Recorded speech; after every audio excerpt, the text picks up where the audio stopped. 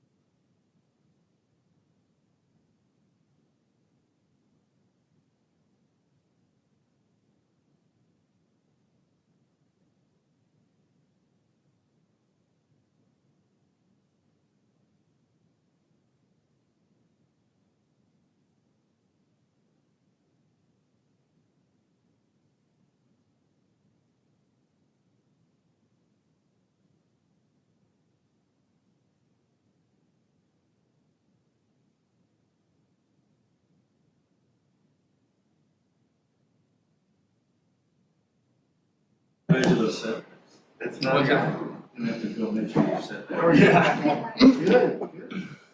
It's not a metal building by any chance, is it? No. Hi, Gail. Hi. Hello. Hi, Gwen.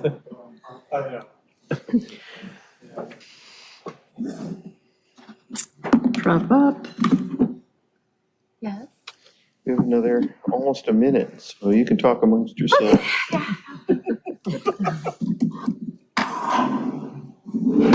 Should we wait for the crowd to settle down? Yeah.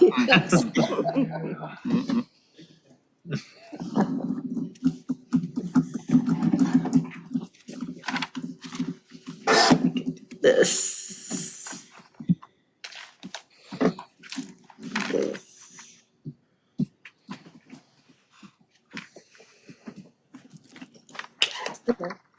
Nice.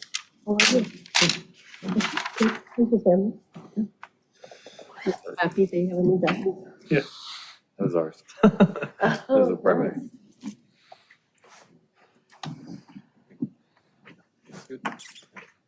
Yeah. Yeah. All right, welcome. I'm going to call to order City of Redondo Beach, a regular meeting of the Planning Commission. It's 6:30 and it's Thursday, September 21st, 2023. I'd like to go ahead and call this to order. Do I have a motion to call this meeting to order? Motion to call meeting to order. And a second. All those in favor say aye. Aye. May I have a roll call, please? Commissioner Light, Present. Commissioner Boswell, Present. Commissioner Godek, Here. Commissioner Hazeltine, Here. Commissioner Hensley, Here. Commissioner Lamb, Here. Chair Gaddis. Here. Thank you. All right, a salute to the flag. I'm going to ask Commissioner Boswell to do this for us. Everybody stand. I pledge allegiance to the flag of the United States of America and to the republic for which it stands, one nation, under God, indivisible, with liberty and justice for all. Thank you. May I have a motion to approve the order of agenda?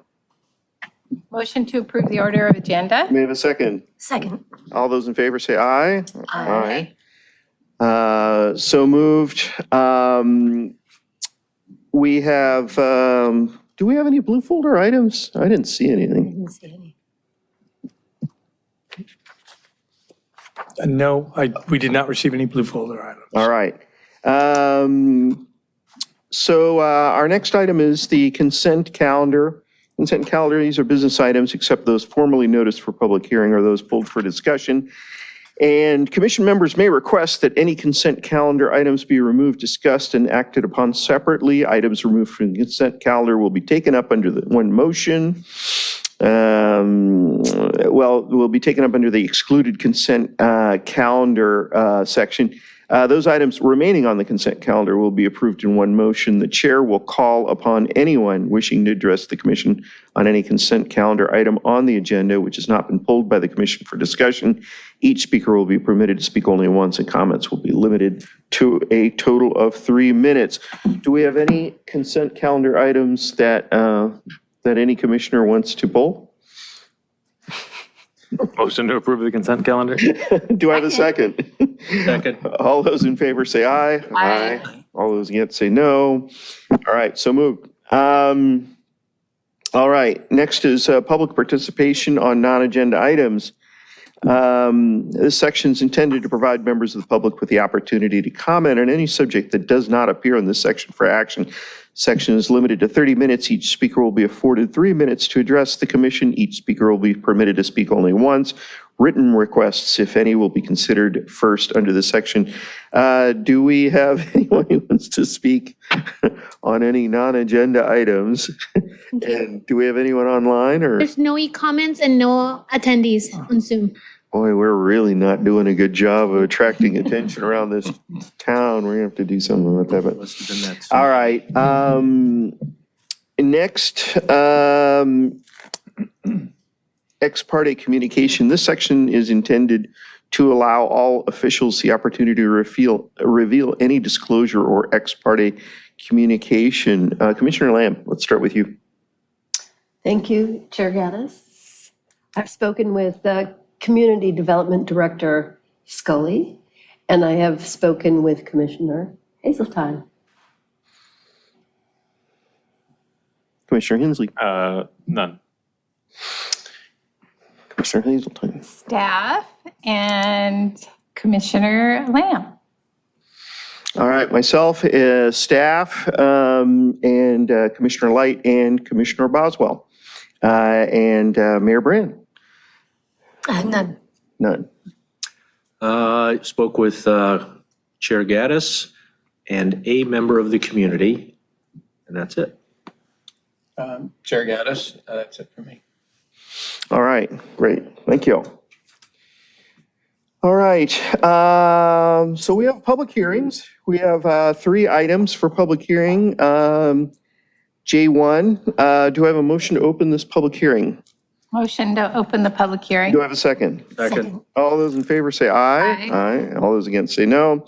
All right, this is consideration, J1, consideration of an exemption declaration and planning commission design review to allow the construction of a new accessory building / structure and approximately 1,755 square foot garage for the fire department apparatus storage on property located within the public community facility PCF zone.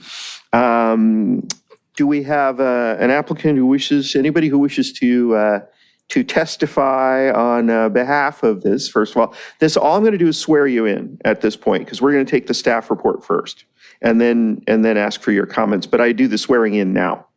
Hold up your right hand. Do you swear to tell the truth, the whole truth, and nothing but the truth? Thank you very much. Okay, let's, do we have a staff report? We do, Chair, members of the Planning Commission. Antonio Gardea, our senior planner, is going to present this item, public hearing item, J1. So, thank you, Sean. Again, the fire department staff is coming before the commission tonight to request approval of the construction of an accessory building. It's been in the works for several years now. The Fire Station 2 does have inadequate bays and storage space for their equipment that supports their operations in the service area. The garage building would serve to protect the department's apparatus that they have now, and we do have staff here that will present more background information on apparatus that they are looking to acquire in the future. The building is approximately 1,800 square feet in size. The size of the building and the construction materials trigger the Planning Commission's consideration.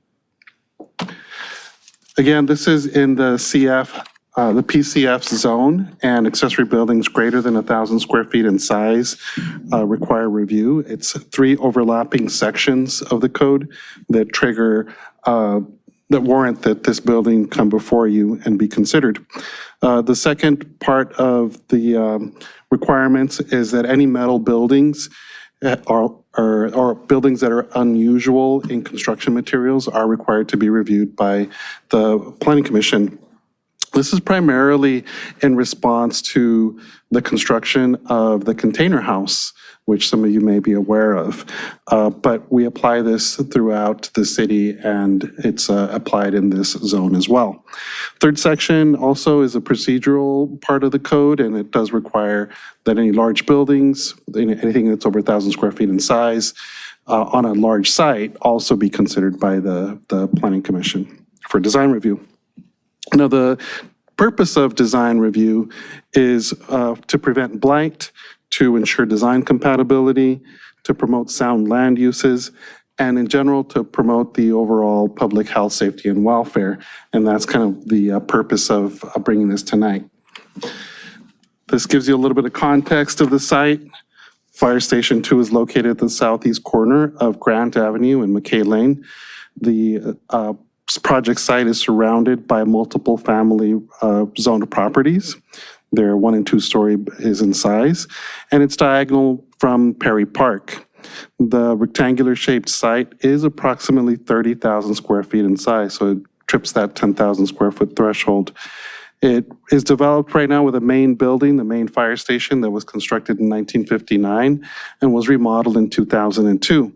The conditional use permit that was considered by the commission at that time was attached to the report.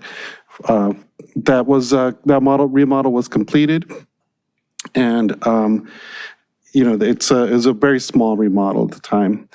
The drill tower was constructed in 1961, and there's a small storage shed which was constructed a few years after that in 1965. Now, for the present, there's firefighting equipment, emergency vehicles that are parked out in the open and unprotected at the south side of the site. You can kind of see from the pictures here, I don't know how well that shows up. There's, the paramedic vehicles and things that are parked out there. When I went out to the site one time, there was the ladder truck that was out there as well. The applicant this has been in the works for some time. They submitted the plans which show that the building is 27 feet wide, 65 feet long, 14 feet tall. So it's a little, it's 1,755 square feet in size. They provided the structural drawings for it, and one of the things that stood out is that, yes, it's a metal-clad building. So there's been a lot of discussions with the fire department staff about what we do in this case. We try to make it compatible with the buildings. In other cases, especially when they were residential developments, we had a condition of approval that, the commission would impose a condition that the cladding on the exterior look more conventional and not be just the exposed metal. But again, that was for residential projects that were maybe more visible. And this happens to be a utilitarian building. It is, of course, dissimilar to the existing building. The fire department's, the station has certain design elements, and in our conversations with staff, we were thinking of ways to carry that through, and that's shown in this perspective drawing. They've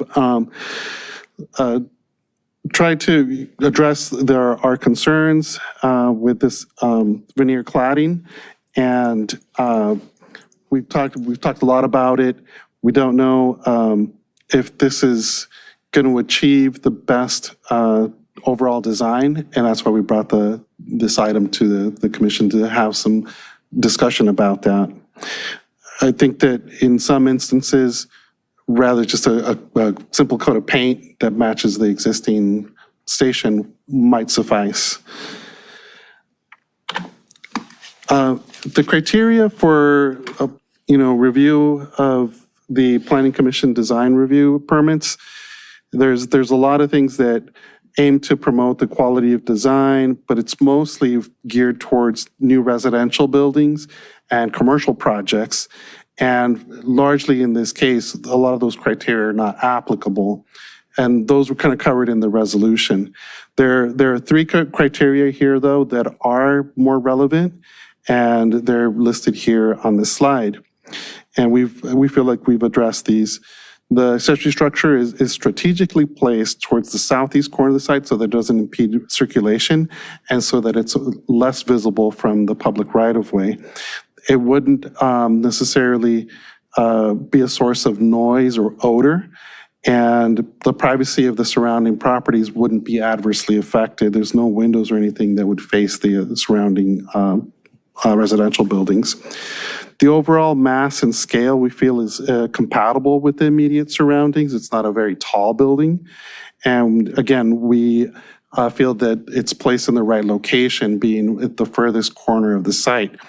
In the future, it would also be screened by some security fencing that is also kind of in the works to be installed at the station.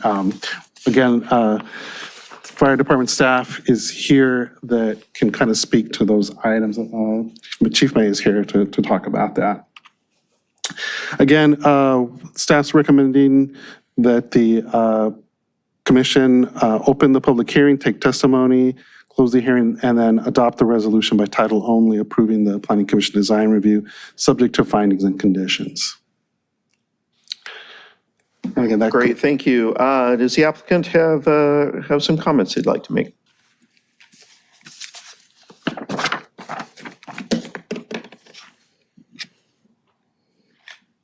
Good evening, Commissioners.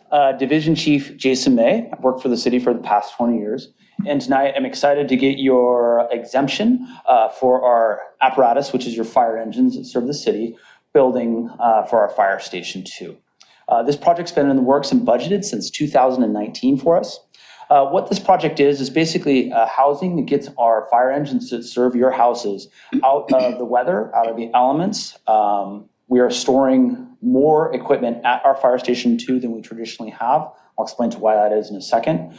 And we wanted a cost-effective way of protecting that equipment from sun, wind, rain, and that the size of the building is based on the size of our equipment. Our longest piece of equipment is our ladder truck, which you'll see driving around town. That's approximately 60 feet long. So this building would house our backup or reserve fire ladder truck, which is 60 feet long, one reserve fire engine, and one reserve ambulance. We're currently storing that equipment there, whether we have a building there or not. But this would actually clean up the appearance of the lot itself by putting it in a building that was the same color and then protected the community from looking at our equipment, which is currently rusting outside the station. Our ladder truck, which we intended housing there, is actually out of the city right now, getting about $100,000 repairs done to the ladder because it's being stored outside at this time. The reason why we started this project in 2019 is previously we had stored some of our equipment at the Verizon site, which is now the transit center. And we had stored equipment over there, which kept it out of the environment. And then this created a need in 2019 to find some sort of alternative solution. After exploring multiple options, this was the most cost-effective way for us to keep our equipment out of the environment without adding a $500,000, $1 million building to the city's coffers.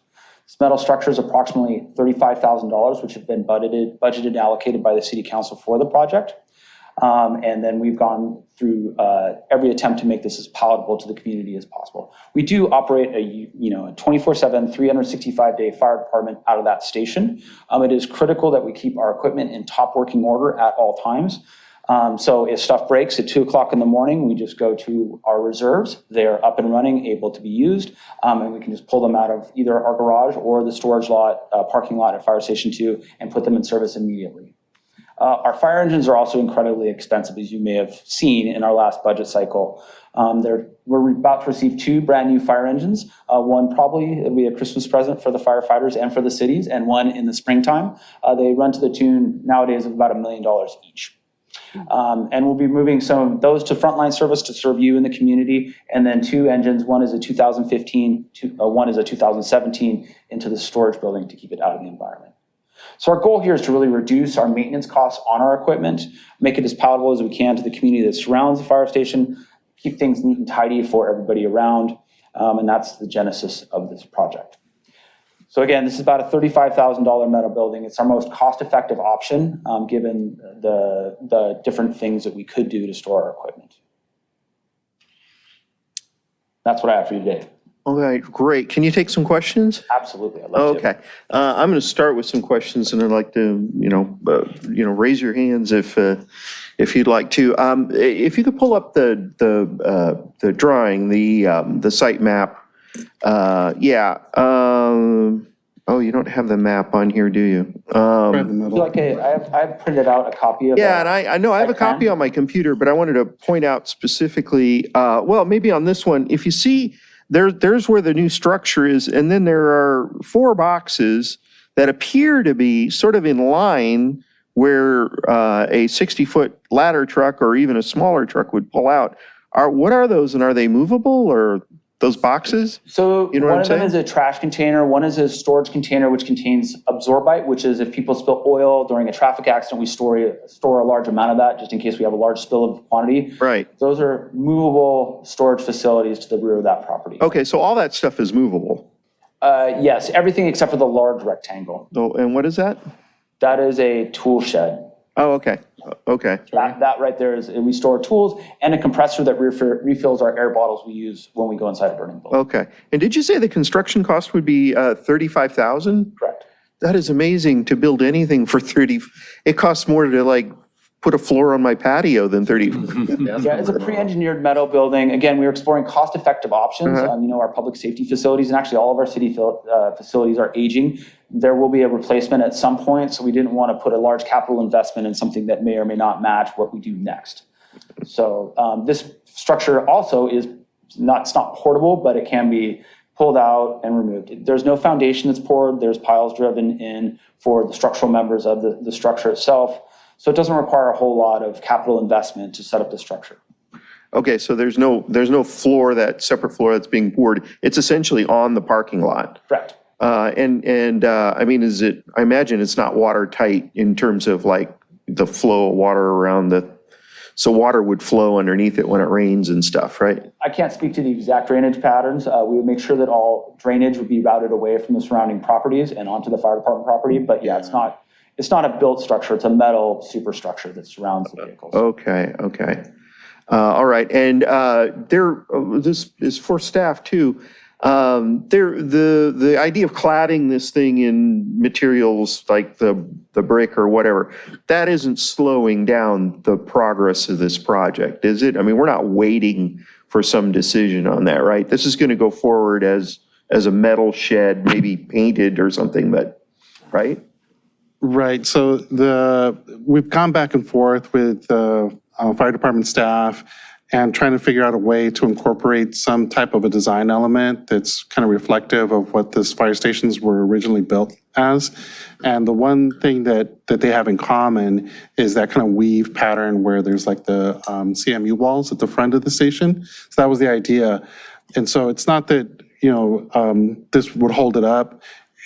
That's typically what we ask for when someone's using a large metal container for a structure. This is a little bit different in that it's not actually a shipping container. It's not clad easily in something that's more conventional looking. And so that's why we wanted to leave it open to see if the commission would just accept having it clad in metal but painted to match the existing color. Okay, but the $35,000 cost and the timeline, presumably, it doesn't include the costs of any cladding or anything like that. So after some investigation into meeting those architectural requirements, there's no pre-existing product that meets the definition of what would make it match the 1950s construction. So it would either have to be fabricated in-house, not included in the cost of the project by people. We have some very creative people that work for us. But there's no commercial product that we could go out and buy today that would make it. So there's an unknown cost if we were asked to put that cladding on. The simplest and most effective would be to paint the building. Okay, and the paint, just a paint, that is included in the cost in your timeline, right? It is not, no. Oh, that isn't included either. But we would make sure that it matched the building. Okay.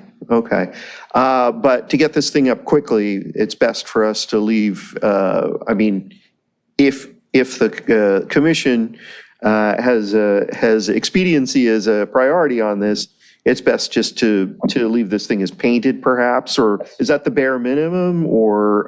That would be the bare minimum. Okay, it needs to be painted anyway. Well, it's presumably some sort of treated metal, right? So, okay. Who else has questions? All right, let's start with Commissioner Light. Maybe it's then my Commissioner old Boswell. eyes, or I heard it wrong, but didn't I hear that the biggest truck is 60 feet and this looks like 55 or 59? It's 65, the building's 65 feet by 27. 65. And our equipment's approximately 10 feet wide at the mirrors. So we're gonna park two. If you drive by the station on your way home, we actually have nothing parked there right now because everything's out getting repaired, but we park two fire engines next to each other. So that's why it's 27 feet wide. We can park two side by side and they can go the full depth of the building. Gotcha. Commissioner Boswell. So do I have this right, that for the lack of a $35,000 storage facility, we are paying $100,000 for repair? Not direct, it is a contributing cost, but not the direct cost. The repairs that we're doing it's an older, our backup ladder truck is 2003. It's been used for 20 years. And so there's some wear and tear on that, but it's also being stored outside since we pushed it in reserve service approximately 3 years ago. Mm-hmm. So that's just an example of maintenance costs, and everything we do on our equipment is very, very, very expensive. Okay, So, well, I would imagine. because our people's lives depend on it, so. So is it largely just scheduled maintenance that would happen anyway, or was there significant damage from this truck being outside all this time? There's definitely significant oxidation related to being stored outside. Okay. All right, thank you. All right, do we have any other questions for staff or the applicant? All right, Was she looking to say something? I don't know. She is I thought owning you up to were. it if she is. One thing I'll throw in there too, the distance from both McKay and Grant from the McKay side of the property is 140 feet to the front of the building, which is a significant different distance from the street. And then from Grant, it's approximately 128 feet to the side of the building. So it's definitely pushed back in the corner of the property. All right, all right, Well, then I'll say something. all right.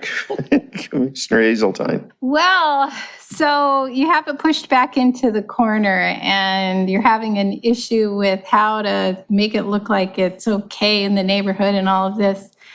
Had anybody thought to just plant a hedge, like in the back corner, on all sides? So that the neighbors behind you and to the side of you aren't looking at this building that's rather industrial. Was that ever a concern? Because then it becomes less important what you put on the building if there's a hedge that blocks it from the people behind and from the side. That wasn't a design consideration in pitching the project. Obviously, we want to be very friendly to our neighbors. This would actually be an asset in terms of our noise, because we do go out at 2 a.m. So having a larger barrier there to prevent noise from bleeding over to our properties adjacent to us might actually be an asset. But we didn't consider hedge or maintaining hedge or creating planters to put the hedge in adjacent to the property. Yeah. All right. Do we have any other questions for the applicant? Do we have any public comments or? Sorry. There's no public comments or attendees at this time. Okay, thank you. Thank you. What's the height of this? It is 13 feet on the sides, built to a gable of about 17 feet approximately, 17. And how much of this sticks up above the wall? The property wall? I think it's a standard 6-foot wall right now, so you have approximately 12 feet. So it does stick up quite a bit? Yeah. Okay. But our equipment does sit at, the ladder truck does sit at almost 12 feet high when we park it back there. Uh-huh. All right, Commissioner Lamb. So I noticed that I took a picture of the fire station, and I noticed that the color is like a light tan, right? Are the other structures, the additional structures on that south side, are they also painted tan? So this would really blend, if you painted it tan, that sort of, well, there it is. If you painted it tan, it would really blend in, right? Okay. And that's all I have. Thank you. Any other questions? Okay, thank you. Thank you, Commissioners.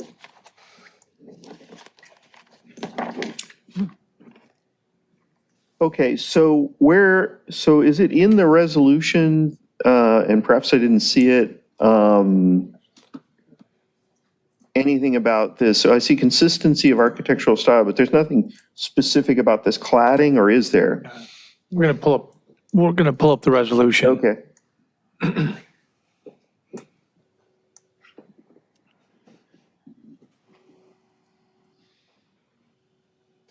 So there, in this third finding, we do talk about how the fire department staff proposed the veneer over the steel structure to coordinate with the design elements of the fire stations. But again, that's one of the whereases, or that's one of the findings.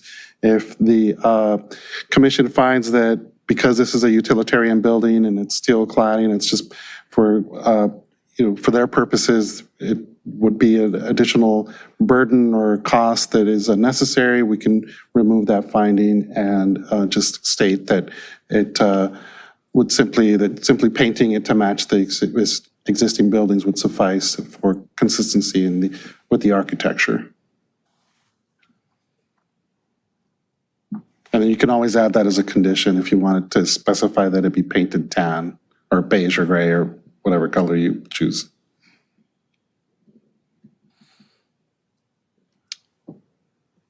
Okay, and which of the specific Just language, I'm standard sorry, conditions.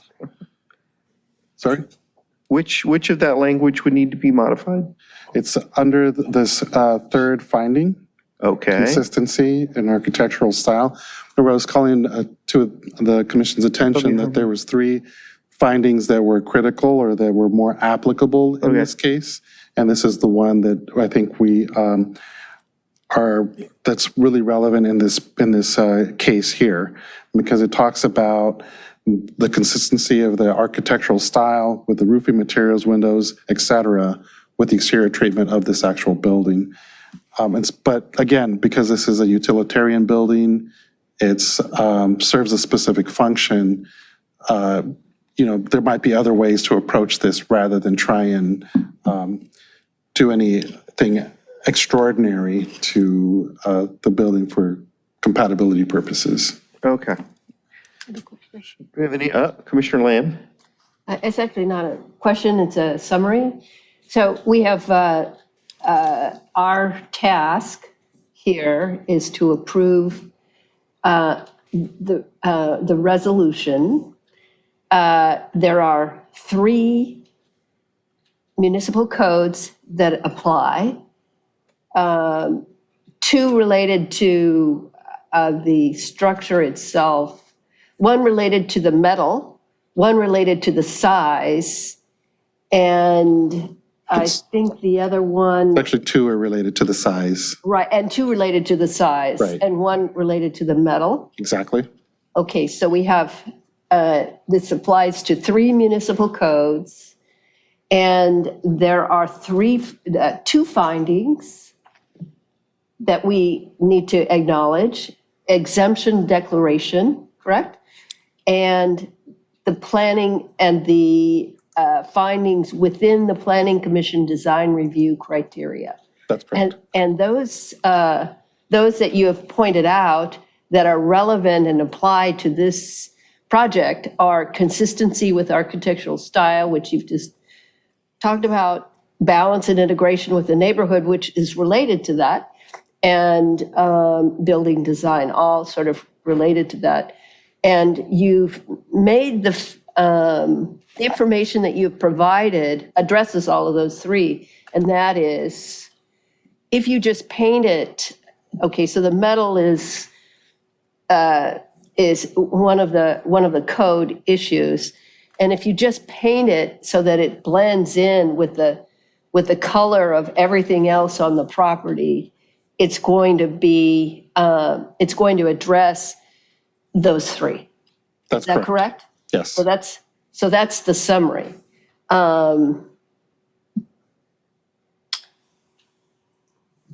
Thank you very much. I'm finished. Are there any other questions or comments for staff? Okay, yeah, please, Commissioner Kinsley. I had a question on the neighbors for this project. This is a public hearing. I presume we mailed those within Yes. 200 feet? 300. 300 feet, okay. We didn't hear anything back from any of the neighbors around? Not at all. All right, thank you. Nobody wants to get on the bad side of the fire department. All right, do I have a motion to close the public hearing? If we don't have any comments, we don't have any comments, right? All right, Motion to close the public hearing. do I hear a second? Second. All those in favor say aye. Aye. All those against say no. No. All right, so what do we think about just making it so they can build this thing and just paint it? Any thoughts? It seems sufficient. It seems sufficient to paint it. It is sufficient, but just for future projects, I mean, it's not very inventive, and it's very, very industrial looking, and you've got to feel bad for the people that live around it. And if you notice all the walls that go around, in other cities, it's required that when you have anything built that people have to look at like that a hedge be put in. So that would take care of my concern with having I think you said 16-foot structure on the property line, right? It's up against the wall, and all those places around it are having to now look at this, which is different than looking at a truck, which has air and space and all of that. So just for future project, I mean, I wish this would have been addressed and that somebody is thinking more along these lines, that we need to be more cognizant of what the neighbors would like. Because it's just going to end up a huge beige structure. It's huge. If I may, Chair, Commissioner Hazeltine, that was an early consideration, and I might need to just have a quick question to the fire department. The tower that's on site, because we discussed the same thing. Can we screen this? Can we get some room? I think it's so close because of the width and the length to that tower, we couldn't move it over. We still had to have a way around the tower. And so we did look at that, certainly. I'm sorry that didn't get into the report, but that was a consideration for sure, because that's, to your point, that's kind of the first opportunity. It's like, hey, we got this structure. We can't really dress it up a whole lot, just by the nature of the infrastructure that it is. Right. But can we screen it? How can we screen? Let's get some landscaping. But we definitely had those discussions early on in the process. So that for sure. And so then it leaves the requirement to block that with the people behind it on the side, which isn't very neighborly. So just as a city, I think that we should be more careful with those things. That's my. Agree. Yeah. For sure. Yes, Commissioner Lane. I'll just add to that is that I think there's an effort on some of our parts to be thinking about how we can green up our city, beautify our city. And one way to do that is to really always be thinking about how can we provide increased opportunities for landscaping, right? For trees, et cetera. And how beneficial it is for the firefighters, right? To have a green environment, right? They have stressful work, right? Greening has been shown to be beneficial. So just a thought on that. Well, there's a question for staff. I mean, is there a function within the city staff to green up city facilities? City facilities? I believe so, yes. Okay. I mean, I live and breathe the zoning ordinance, and the Public Works Department is managing the city's infrastructure and facilities. They come to us fairly regularly with little projects, and you might notice the generator that was put in, I don't know, between the library and City Hall. Yeah. Well, I don't know if it's completely grown in, but we had them put landscaping all around it. It was a generator right at City Hall, and we're like, hey, we need to get some green in here, screen this. And so, yes, to your answer to your question, and not always well received sometimes. But they're on board. They are getting direction from council regularly to improve or increase street trees. They did the whole tree preservation process of late. So it's a big push, and we're part of that as well. Yeah, I imagine, well, first of all, it's not the firefighter's job to green up a city property. And second of all, I'll bet they have a very light, the staff that does do this is a light touch when it comes to working on the fire station and the fire facilities, right? So anyway, that's a presumption. Commissioner Boswell. Quick question again about the structure. Is a metal building, is this like flat metal or is it corrugated steel or? Point of clarification, It's a Jerry, corrugated closed the metal public product. hearing. A Quonset type of structure, except it's not Yeah. round at the top?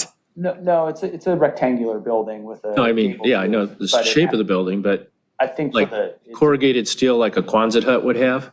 No, I think it's much more right angles than the traditional, So more of the, I don't know, what do they call that?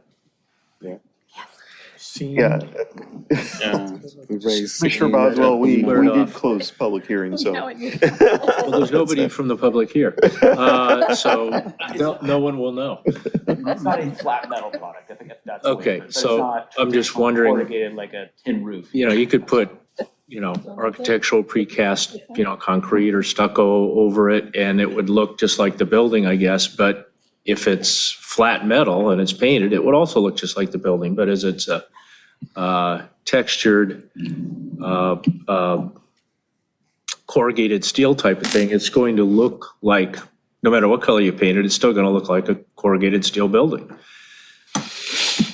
I don't know that that's an issue. I mean, the saving grace on all of this is that it's stuck way back in the corner where almost no one will ever see it. And if you put some hedging in front of it, all the better. I hesitate to think what the additional cost would be if you had to do something more than just paint it. So just trying to get some clarification on what we're going to wind up with before we wind up with it. Any other thoughts for discussion on this? Would anyone like to, yes? Commissioner The Dunn? aerial view on Google Maps of this shows the fire trucks there parked in that corner like they would be, except they would be covered under this scenario. And what they're looking at right now with those trucks right there, I imagine even though it's going to be taller and whatever is going to be an improvement over what they're looking at now. That's a good point. Yeah, yeah. Any other thoughts? All right. Can I have a motion in this regard?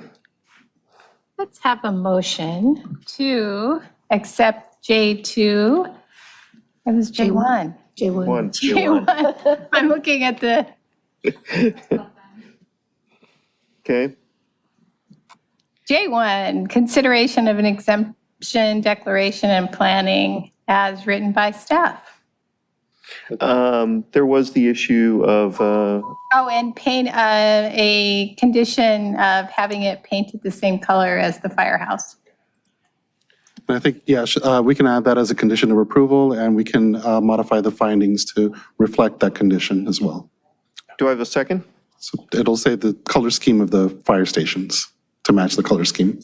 Second. All right. Can we have a roll call vote? Sorry about that. Commissioner Light, Yes. Commissioner Boswell, Yes. Commissioner Godek, Yes. Commissioner Hazeltine, Yes? Commissioner Hensley, Yes. Commissioner Lamb, Yes. Chair Gaddis. Yes. Thank you. So we're unanimous. So you've got your project. Good luck with it.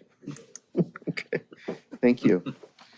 All right, so let's move on to J2. This is a public hearing to consider adoption of resolution recommending that the city council adopt ordinances amending Title 10, Chapter 2 zoning and land use and Title 10, Chapter 5 coastal land use plan, implementing ordinance of the Redondo Beach Municipal Code pertaining to accessory dwelling units and determining such amendments as exempt from the California Environmental Quality Act. Do I have a motion to open this public hearing? Motion to open the public hearing on Do I have a J2. second? A second. All those in favor say aye. Aye. All those against say no. All right, public hearing is now open. If you need me, I mean. Do we have a staff report? Thank you, Chair, members of the Planning Commission. Sean Scully, Acting Community Development Director. And yes, we have a presentation. It'll take a minute. We're going to queue it up right now. Okay. And we also have our Assistant City Attorney, Cheryl Park, present for this item and our next item. You know, I'll let you know as we dive in. A lot of work on these two next items. They're complicated pieces of legislation, and we've spent a lot of time filtering them and looking closely at them. So, very much bounded by the state laws that relate to both of these items. But first and foremost, the ADU regulations. So. What we're going to do is I'll roll through a number of slides, and really This kind of tells a little bit of the backstory. City of Redondo Beach initially adopted the ADU regulations back in 2019 in compliance with state law. And then late in 2019, the governor signed bills amending the state laws regarding ADUs, and that's a recurring theme. This has happened a couple times now. On January 1st, 2020, those regulations became effective. And as included in all the ADU regulations, any local regulations inconsistent with state law become nullified. So the City of Redondo Beach regulations did not conform to those updates to the ADU regulations and therefore needed to be amended. The City Council adopted an updated ADU ordinance on January 12, 2021. The inland regulations became effective 30 days later, and then the Coastal Commission confirmed certification of the coastal regulations later that year in November. And then between that certification and our adoption of the inland, there was another update to the ordinance. Governor signed the bill September 28, 2022, and then that became effective January 1, 2023. And again, that required the City of Redondo Beach to update its zoning ordinance to conform to these new amendments. And as part of that, HCD, Housing and Community Development Department, they've become very active in the enforcement of all the new housing bills that are coming our way, and particularly ADUs. They determined that our ordinances did not comply with the newly adopted state laws that became effective January 1. So they issued a letter on May 12th that itemized all the issues that they felt were, or all the regulations that they felt were inconsistent with the new regulations. So what I've done is I've itemized, and in addition, attached to your packet was the letter from HCD. So I'm just a summary of those, and I apologize for the wordiness of it, but there's very lengthy narratives from HCD on what our ordinance, what they considered to be lacking. So the first finding they had just was simply regarding the definition of our JADU. They felt it was, inconsistent with state law, and they're requiring it to be amended. So I'll walk through the actual amendment later, but I just want to run through these different findings that HCD made. Number two, the approval process. The HCD said our language, which read must act on the ADU within 60 days. They said it must say approve or deny. So that's another issue that they brought up. Number three, finding three, was related to the city's prior ordinance, including provisions requiring a covenant be recorded, specifying that no more than one of the units may be rented. It was they headed it owner occupancy.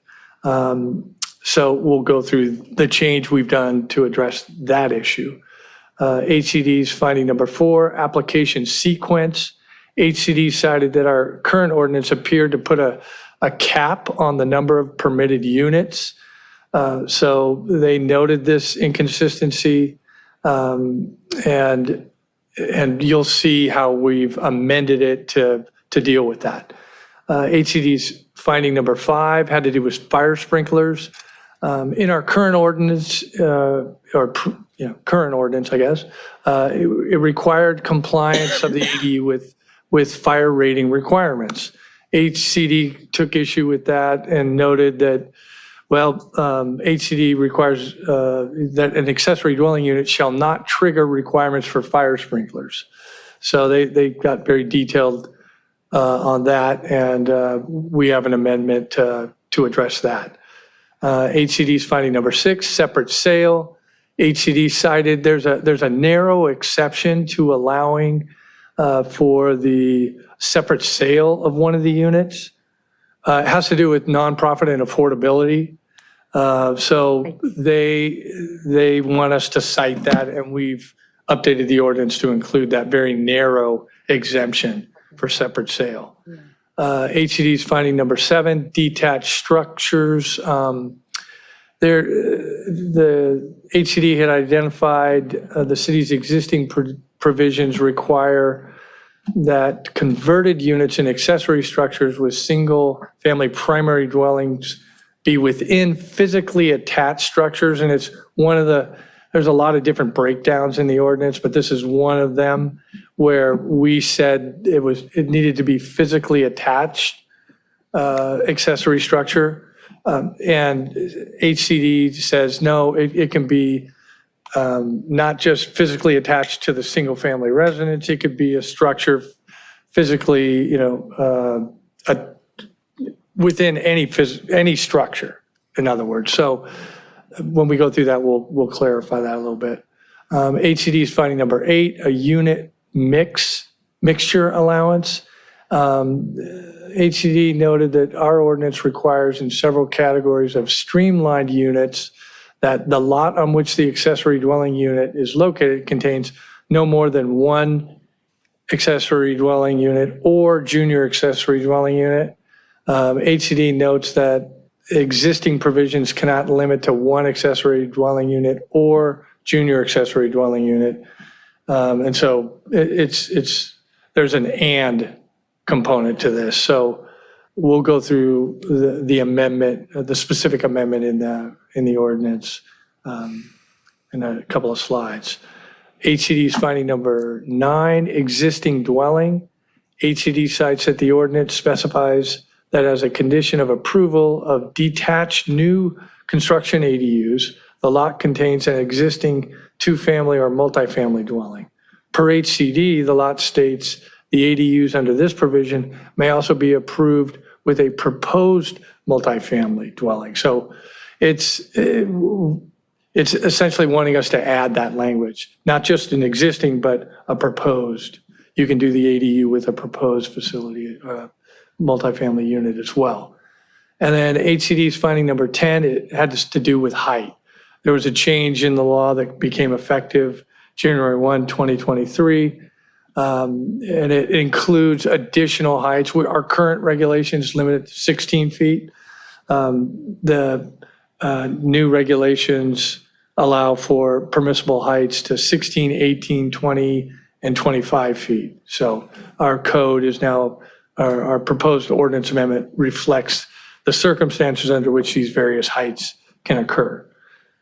So that's the hit list from HCD, and then this is what we have here. And also, if it becomes easier, we have a strike-through version of the ordinance.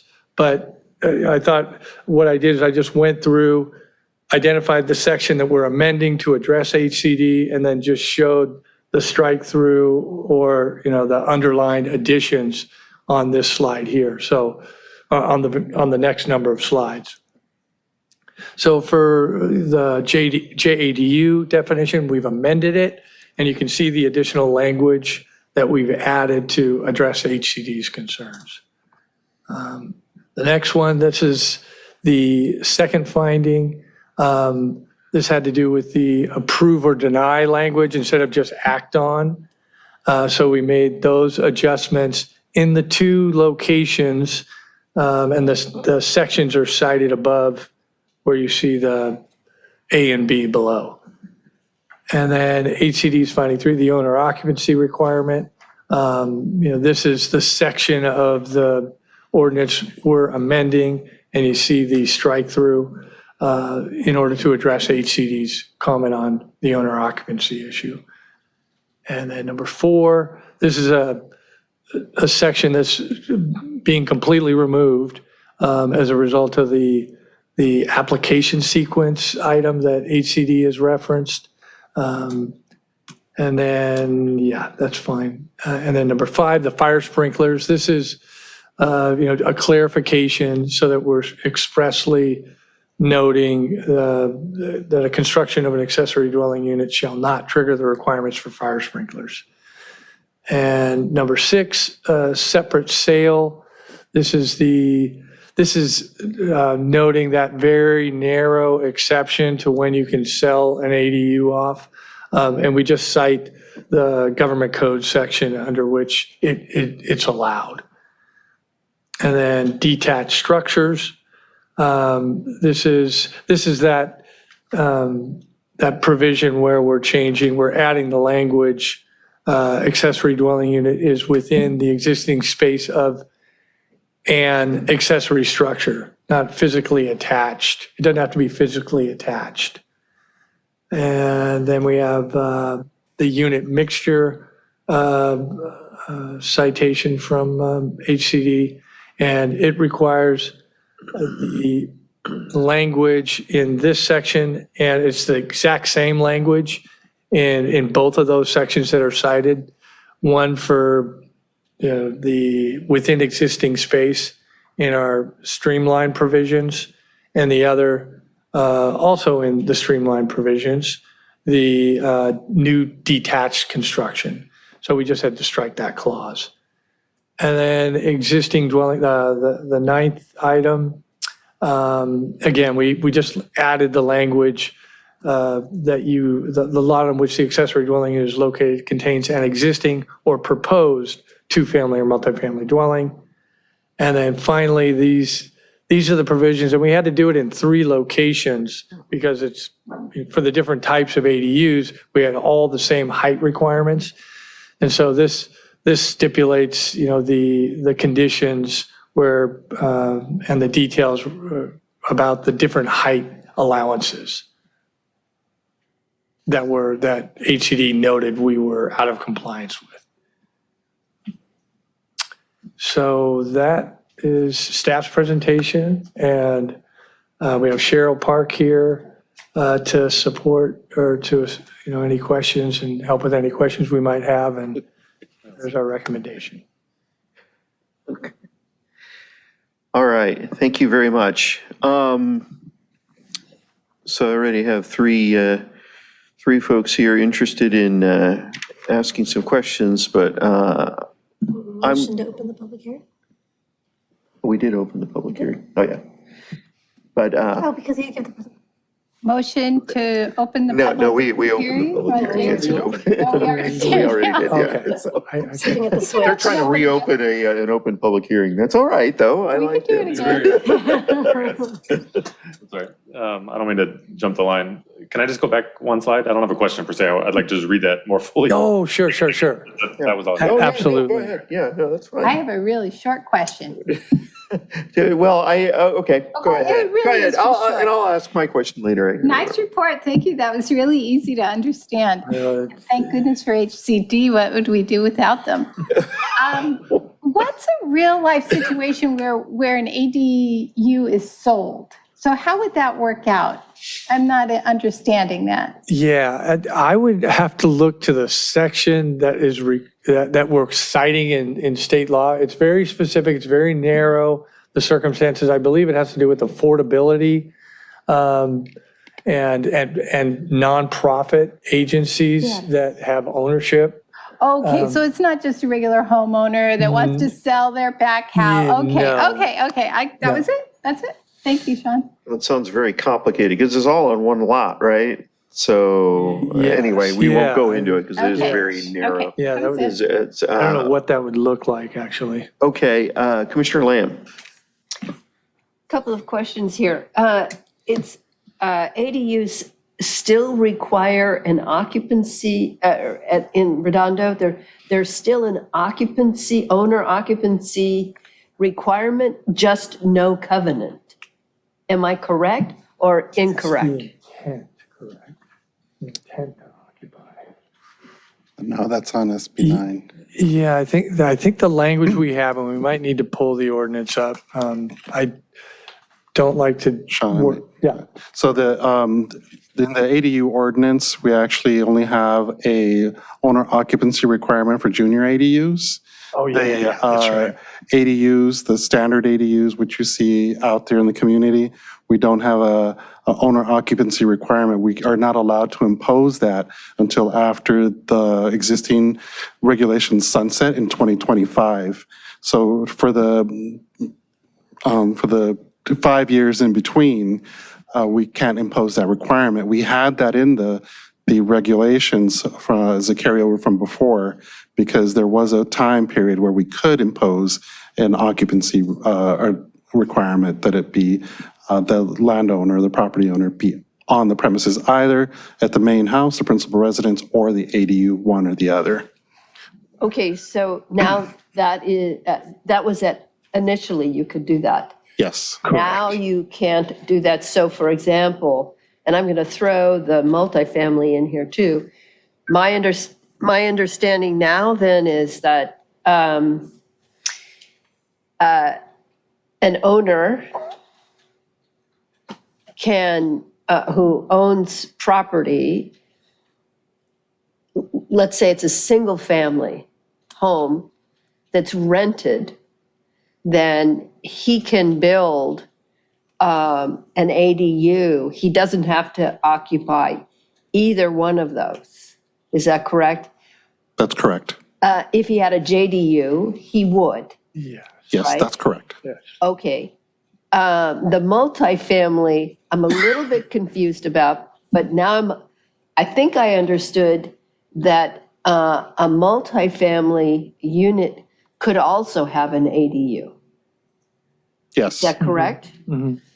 And not owner occupied. There's another question. And there's no restriction on the number of ADUs on the property. Is that correct? Is That's- there? That's not entirely correct, no. There Okay. are some limitations. There are limitations, correct, yes. Yeah, so for example, in a single-family residentially zoned property, you can have one junior ADU and one detached ADU. You would end up with 3 units on the site, if that's the case. Haven't seen that necessarily in the community, but we have seen many instances where garages are converted to ADUs. So we do have a lot of properties with essentially 2 units on site. Right. Okay, so there's a property on Beryl, just west of PCH, that is a multifamily, and he converted the garages. I know Are exactly what she's those, talking about. are those ADUs? It's one ADU, yes. It's one, oh, okay, just one AD, and now it's one ADU. Are they gonna have Yes. to put all those trash barrels behind something? They've got them all just sitting out there on the sidewalk. It's so annoying. We cannot impose correction of zoning violations or non-conforming conditions as a condition of granting the permit. Sorry. Right, and I think there's another property across from the North Redondo Library, Yes, right? Doing very much the same, converting the garages. Those are, and so that's how this applies, correct? They're able to do that through the ADU process. yes. Okay. The other question was this attachment issue about ADUs not being able to be attached to another ADU. That was that question about that they were scrutinizing the fact that Redondo wasn't allowing 2 to be attached to each other, right? That I can't recall, and I can't recall which number it is. We might have to, I don't know if we want to pull, I'm not sure if we want to pull the letter specifically, or if we want to try to, Detached structures, within If you look under physically the attached. HCD letter on the packet, you may be able to find what you're looking for.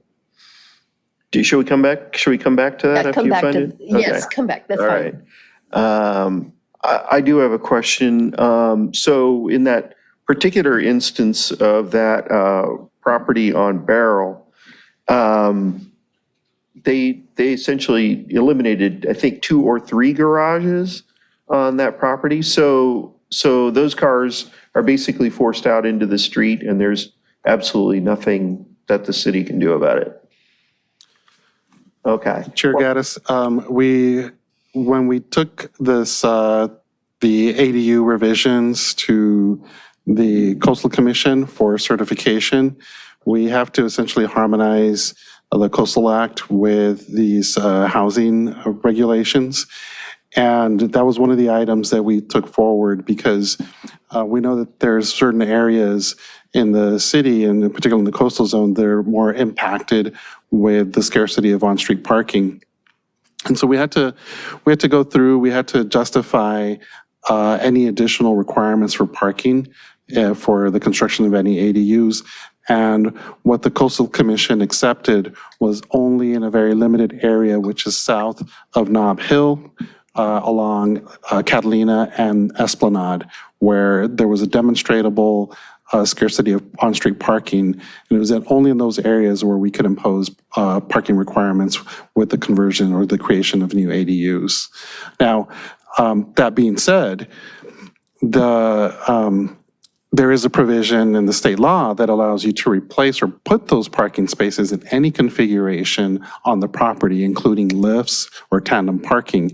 And so while some properties have very limited space, there is ways to accommodate these extra parking spaces when you start to do tandem parking and other configurations.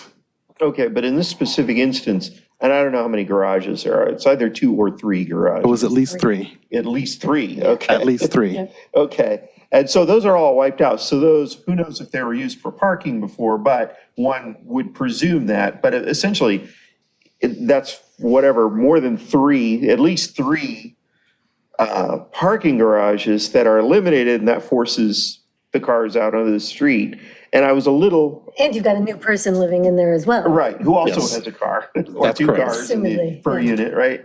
So I was a little unclear because some of the things said, yeah, you do have to replace parking, and then other places I was reading, well, you don't have to replace parking. Can we clarify that a little bit? Sure. So one of the things that we do have in the ADU rules is that we've always kept in the ability to impose parking in areas that are not within a half mile of a bus stop.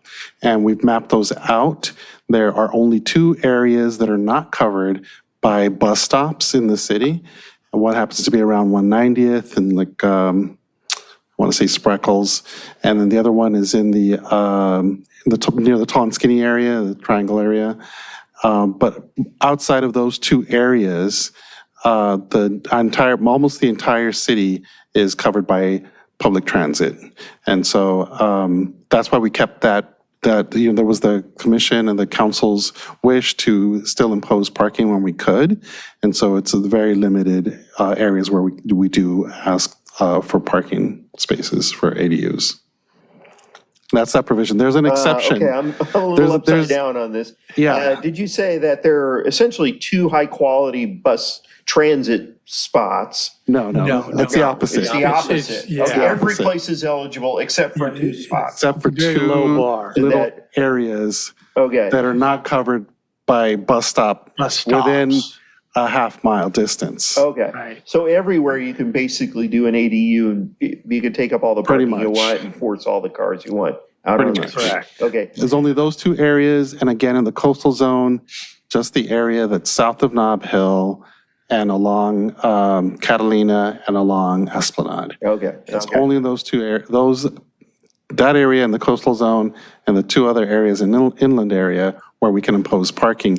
There's a provision, we do have the requirements for parking, it lists them all out, and then the very last sentence says, except if you can demonstrate that you're within a half mile of a bus stop. And we've already done the work for everyone because we've mapped that out, and we can see that the majority of the city is covered by public transit stops.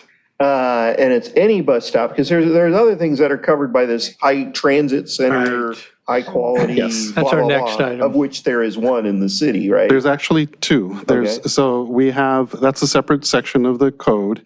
The ADU code allows for greater heights in an area that is near a metro, like the Sea Line station, or the transit center. So within a half mile of those two, then you can have some additional height. Okay, so it governs in something entirely different. Yes. I am pushing up against the 5 minutes, but I want to clarify for the public, okay, clearly this is going to have a huge negative impact on the city, because essentially you're having parking spaces, garages, et cetera, being eliminated, more residences being added with no parking requirements whatsoever. And so you're going to have more cars out in the street, and streets, streets like Matthews, don't really have a plethora of parking spaces available for folks. And frankly, most other streets don't either, especially in that. And this is a question for Assistant City Attorney Park. Can we clarify that this is being imposed on us, that we had an ADU, we were forced to put together some ADU guidelines years ago, and now the state is coming back and saying, no, actually you have to conform to a different set of laws. So what would happen, what would be different if we decided just to reject all of this? I think the rule would be if we don't amend our ordinance to comply with state law, it would just revert to state law.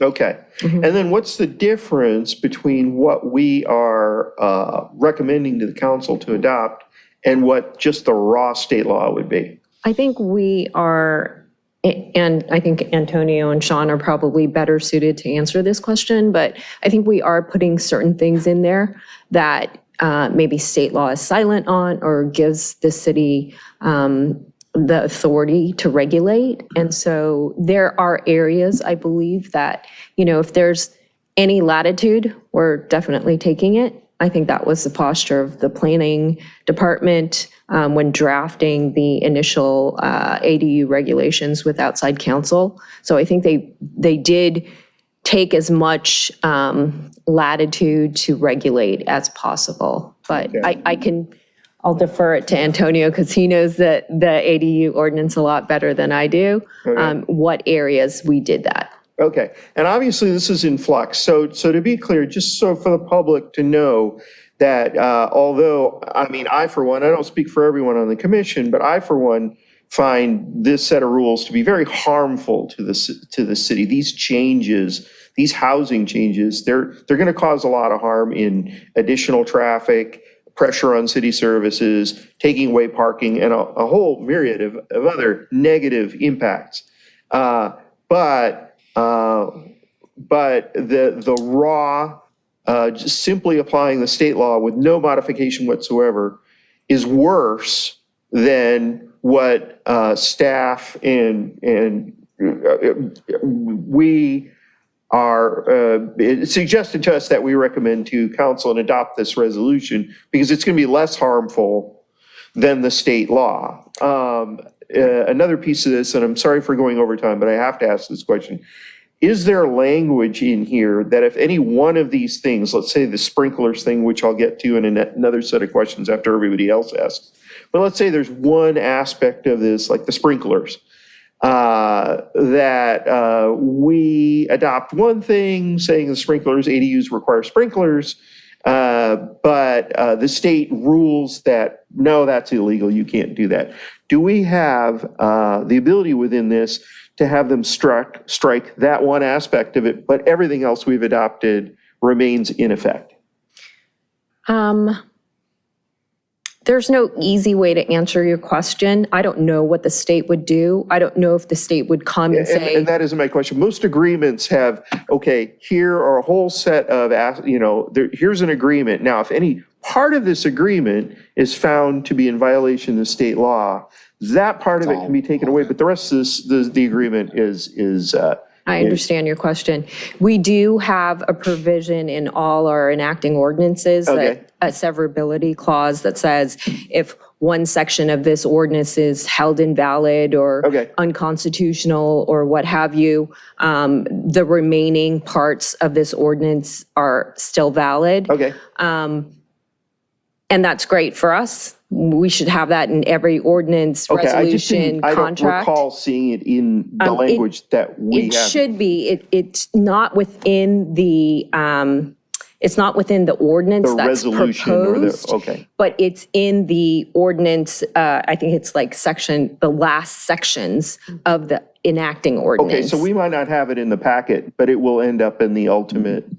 It should be in here, and I can take a look. I just have to switch Okay, on I didn't see it. Did you find it? I did not. Okay, so I'm not the only one, okay. And I think it's because of this, in ADU law, there are those very stringent regulations at the state levels stipulating if any of your ordinance is out of compliance, it's null and void. The whole thing is The null and whole void, and I thing. saw that too. Yeah. And even if it says that, I still want it to be Yeah, in yeah. there because, you know. So section 6 of the ordinance is the severance provision, which is what I was referring to. It says, if any section, subsection, sentence, clause, phrase of this ordinance is for any reason held to be invalid, unconstitutional by this decision of a court of competent jurisdiction, such decision shall not affect the validity of the remaining portions of the ordinance. And then it goes on. Okay. But that being said, if the ADU state ordinance says, if you have anything that's not compliant with state law, then the whole thing is being thrown out. I think that would supersede what we have in our ordinance. Remains for a judge to say. And then secondarily, just from a due process standpoint, we would want to go ahead, if the state said, look, this provision that you included is completely invalid, you cannot keep it in your ordinance, I think we would have to go and amend that part and take it out, just so that whoever reads our ordinance actually knows what they're complying with and what they're not complying with. Sure. But on the other side, this is a really fluid area. Absolutely. So I mean, whatever and- we do today, maybe. And that's inherent in what we're doing right now. I Right. mean, we already passed legislation on the local level, state came back and passed further legislation. Now we have to go back and amend our ordinance. So you are absolutely correct. This is,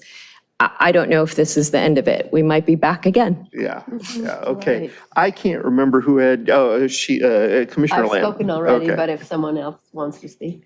We have? Okay, go ahead.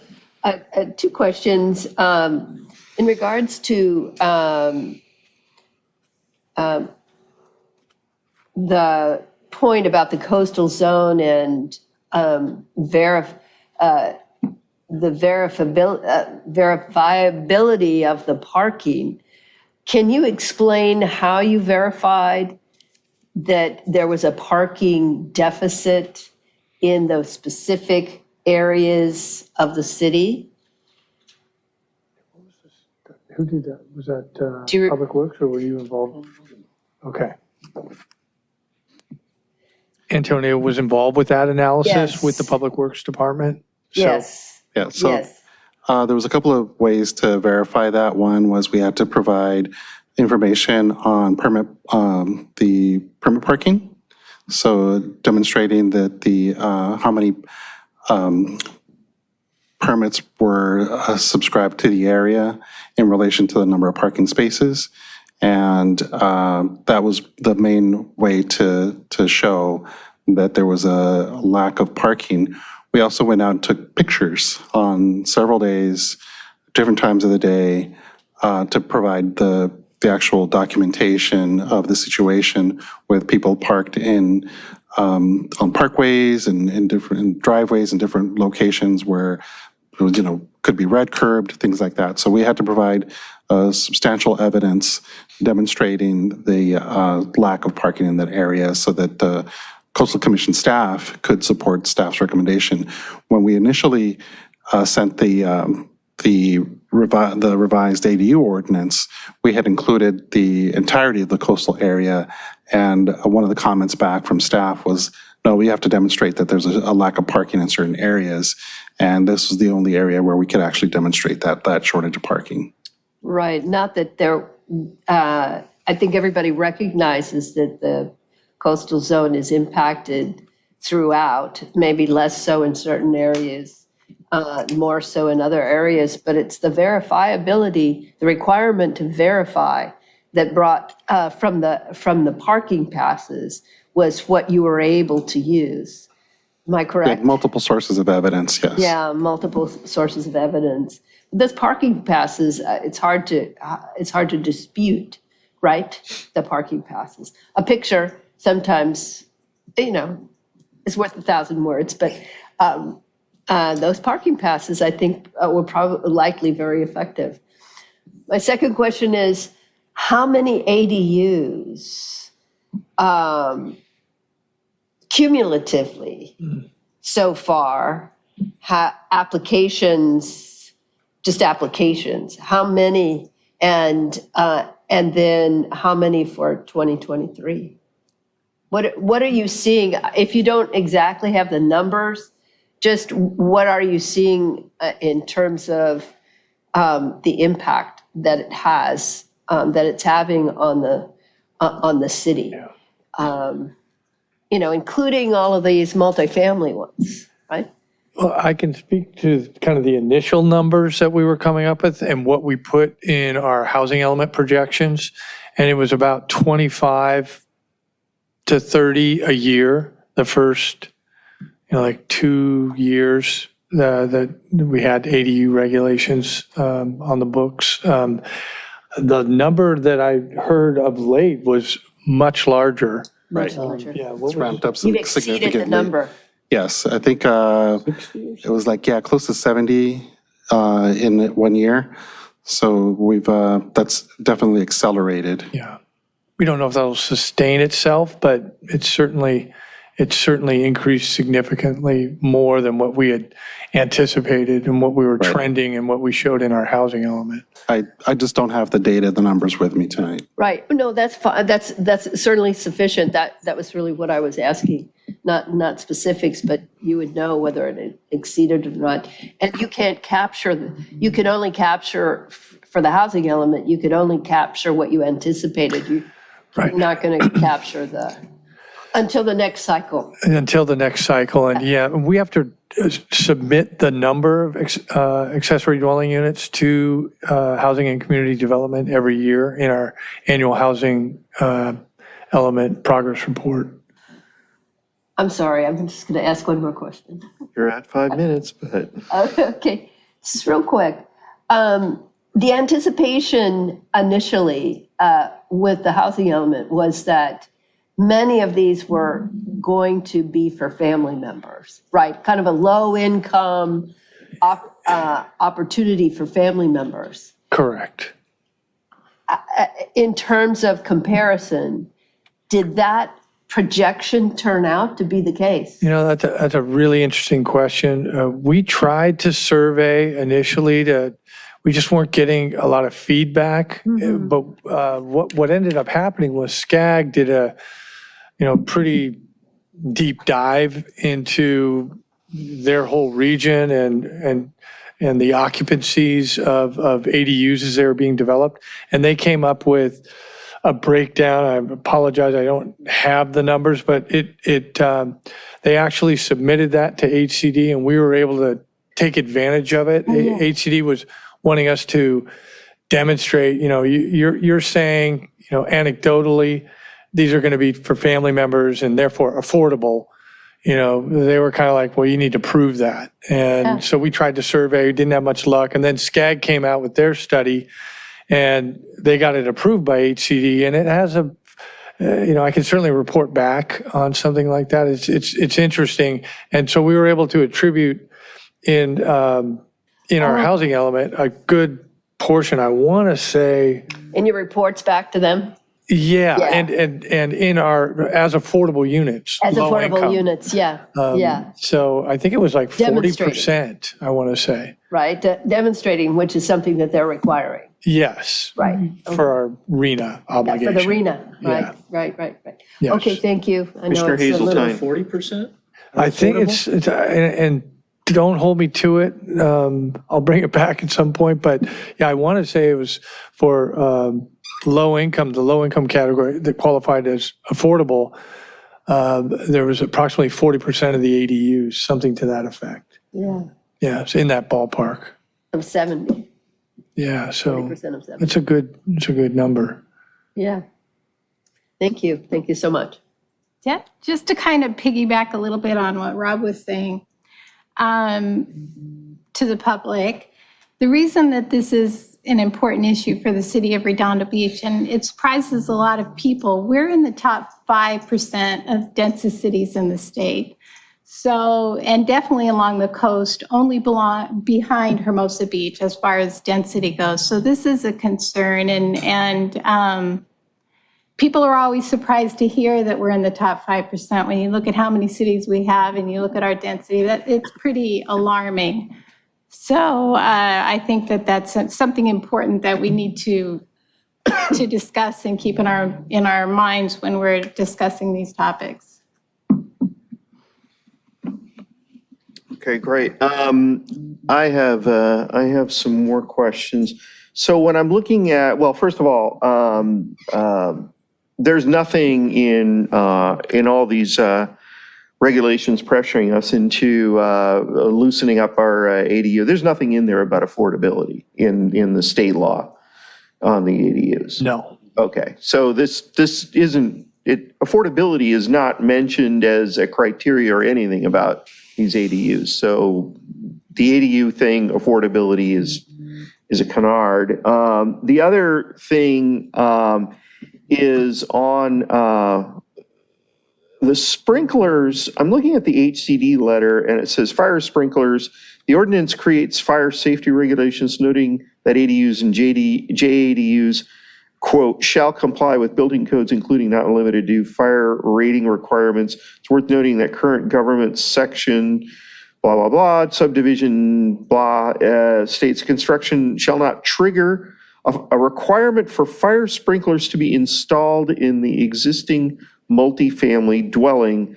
City should update the language here to note this recent change to state law. Is that the only thing about sprinklers in the HCD letter, or is there another thing in there? Okay, well, I guess I'm reading that to say that they don't want the city, upon construction of an ADU, to trigger the installation of sprinklers in the existing structures. I mean, structures that are not the ADU, right?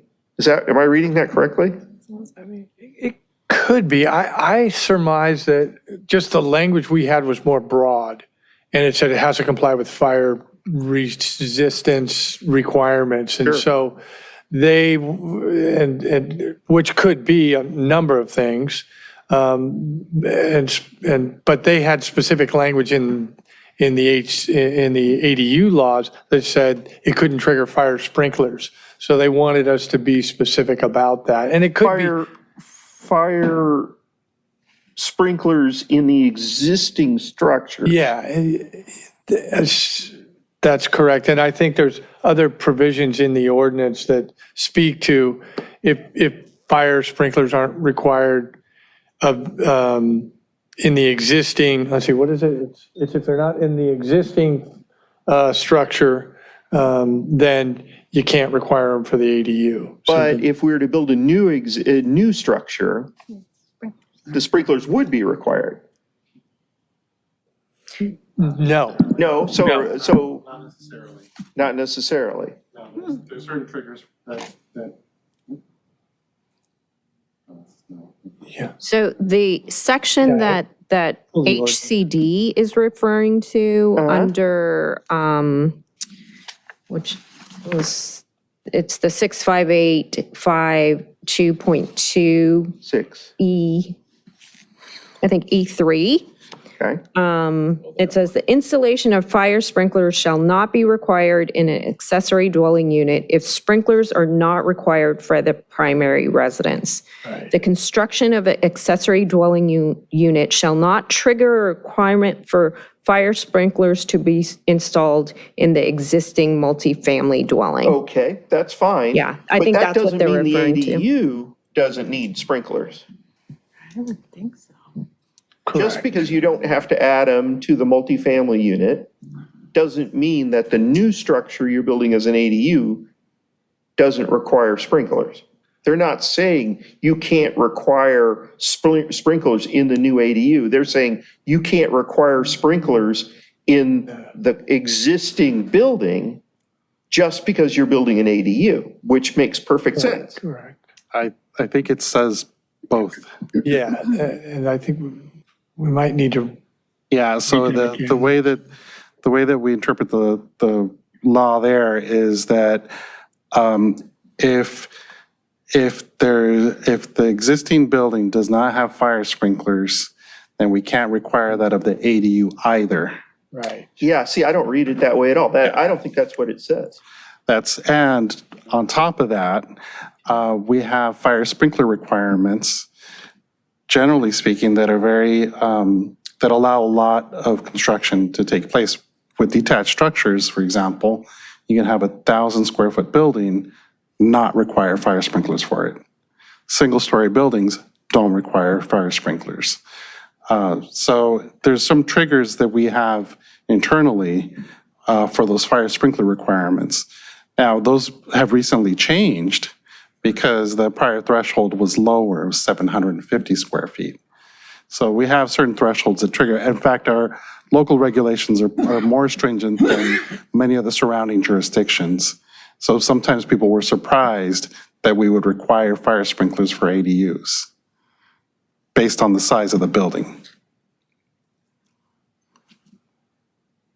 Okay, so if an ADU were 1,000 square feet, if it were any other residential structure, it wouldn't require sprinklers anyway. Right, at this point, that's the threshold. And we do have a limitation in our local ordinance that ADUs are no more than 1,000 square feet. Right, Right. okay. All right, well, I get that. Other questions? Okay, well, then I have another one. So in looking at the language that we have here, for example, I'm looking at the package. I know you have a different numbering scheme. I'm page 160 of the package, which is page 11 of the, Yeah, you could, yeah. anyway, on there is a curious thing that pops up on a few of these. And by the way, it seemed like I was reading the same document, like, did anybody else get that feeling going through this, that you were reading the same documents over and over and over? And I'm not sure why that is the case. Stuttering. It seemed like I don't know, did documents repeat? But anyway, so this popped up at least 4 times. But this particular sentence says, notwithstanding any other provisions of the code, the required parking space may be located as a tandem space in an existing driveway or in the required setbacks and may have a permeable all-weather surface, unless specific findings are made that parking in setback areas or tandem parking is not feasible based on specific site or regional topographical or fire or life-saving conditions. Why is and may be permeable all-weather surface? It doesn't sound like we're requiring a permeable surface. It sounds like we're allowing one, but when do we not allow one, I guess is the question. I was just wondering why that would be in here. Yeah, if we could get, What page number was that? The 160 of the package that we were sent, or that we reviewed? Instead of saying shall we, huh? I don't know. I don't know what was intended there. That's the problem. It's there, but I don't see that it was. That's in that parking You see it, area. it's in that, the third big paragraph right there. It says notwithstanding. Oh, yeah, underneath the 1, 2, 3, 4. Yeah, yeah.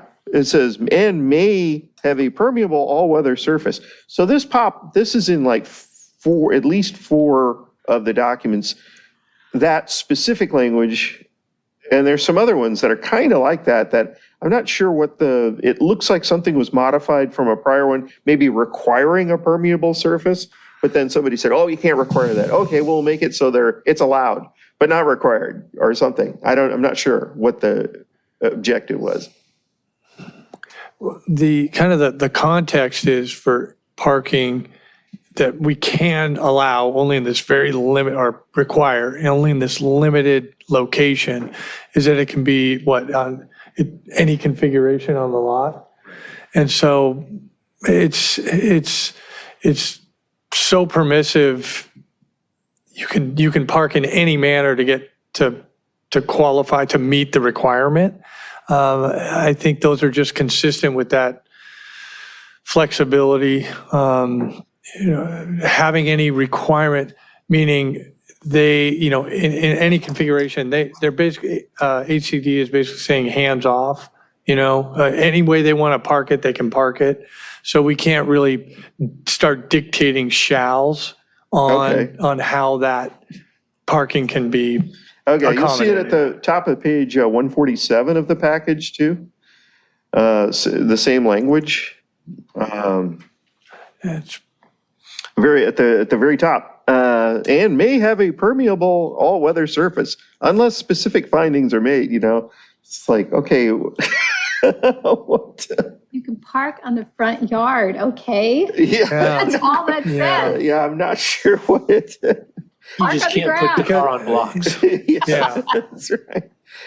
And that's in a 5th bullet point all about parking, but it sounds like we're not allowed to impose parking except for that very limited area anyway. So this. correct. Okay. All right. Any other questions?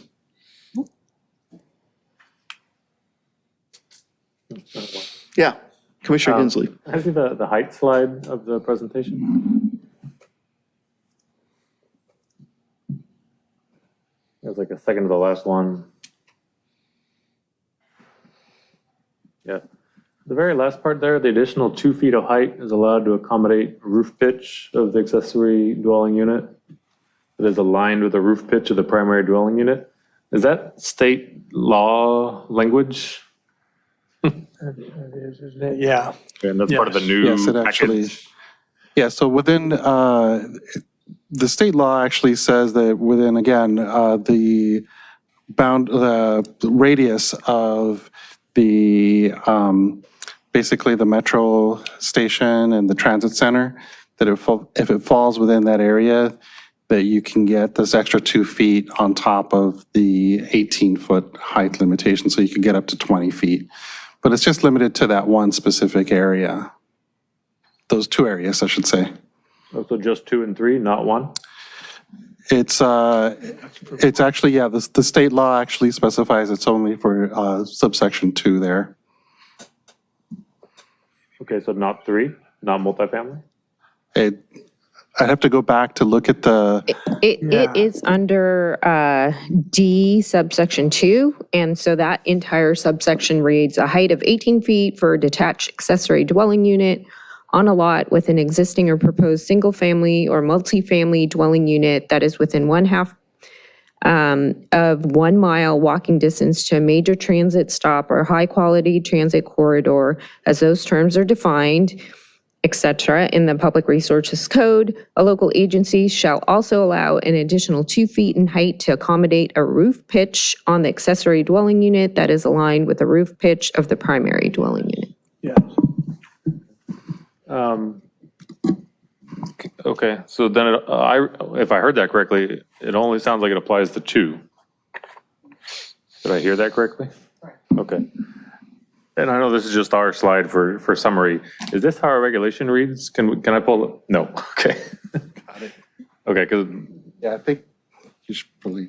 Can we take a look at the actual municipal Yeah, code? the My concern is just that, like, if it reads close to what that slide says, it looks like you get 2 feet on any configuration if the pitch is as prescribed, so. This part right here.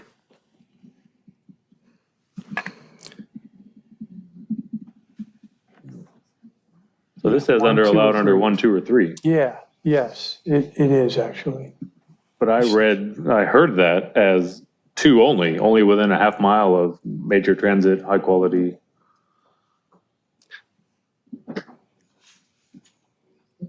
I think that's correct, Commissioner Hensley.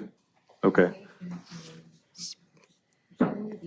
This is much broader than the state law, the way that it's written here. The way that it's written. So we could limit it to just 2?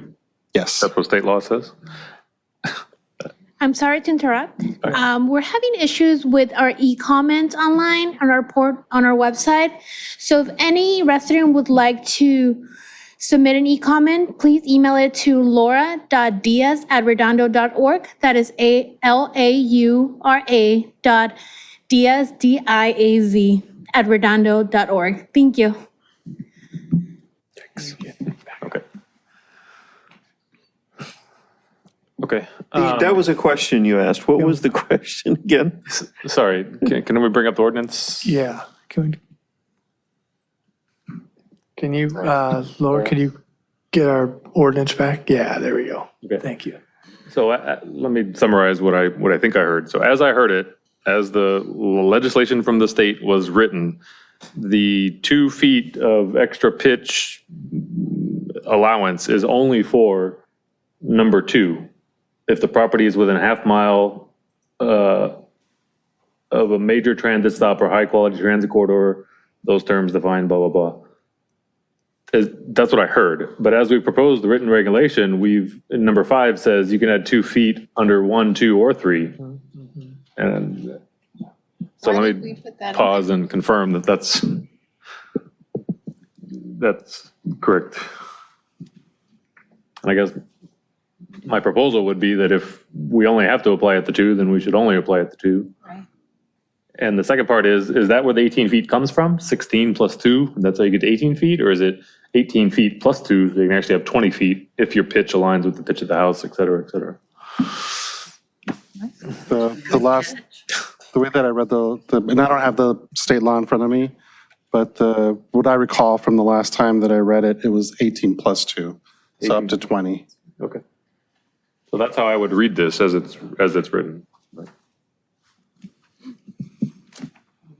So we would need to take out 5. No, you have to leave 5, but you have to under 2. So 1 and 3 should be stricken. 1 and 3, okay. Or you can have 2A and put it under there. Yeah, I think the extra 2 feet should only be under 2. Okay. So strike 5 and put it under 2? Yeah, that should be a subsection of 2. Let me make sure 3 is not impacted. A height. Oh, gosh, good catch.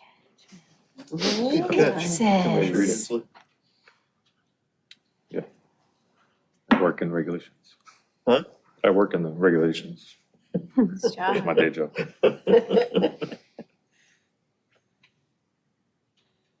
So I think it actually applies to 2 and 3 Okay. of what's on the screen. Multifamily. The 2 feet applies to 2 and 3, Okay. But not 1? but not 4. 4 is a completely different subsection. It's subsection, obviously, D4, and it says a height of 25 feet or the height limitation in a local zoning ordinance that applies to the primary dwelling, whichever is lower, for an accessory dwelling unit that is attached to the primary dwelling. This clause shall not require a local agency to allow an accessory dwelling unit to exceed 2 stories. So yeah, I think it's under 2 and 3 only. But it says And 1, not 2, one? and 3. I know, so it should be. It should be different. We should take number 5 and we can just strike out, it should be just 2 and 3 Yeah, just strike and not 1. Strike out 1. And then maybe switch the order so that 5 comes before 4?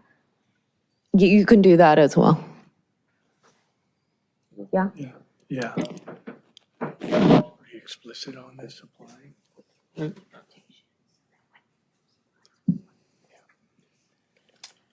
Question of procedure.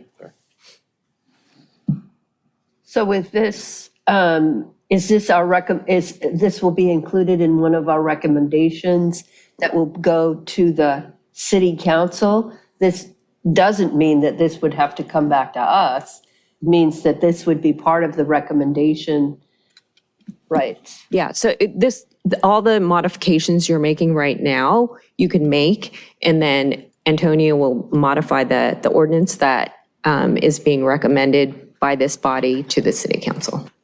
Oh, so you're, It doesn't have to come back to before this body, no. right, so will the recommendation then be integrated into the current document and that document will go? Correct. Okay. So we'll do it after this meeting. Antonio's taking notes, and I'm making note of it as well. And so we'll modify it, yes. Okay, great. Okay, Commissioner Hensley. One more. The aligned with the roof pitch of the primary dwelling unit, that's straight out of state law language, right? Correct.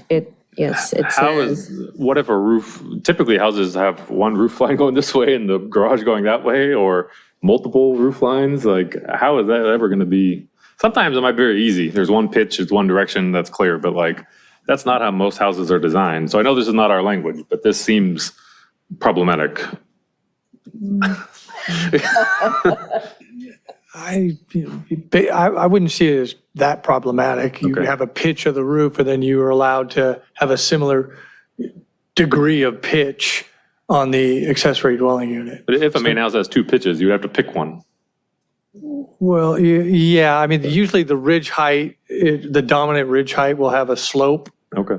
So it's going to be the main That pitch or that would be the way we the would- primary or dominant. Yeah. Okay.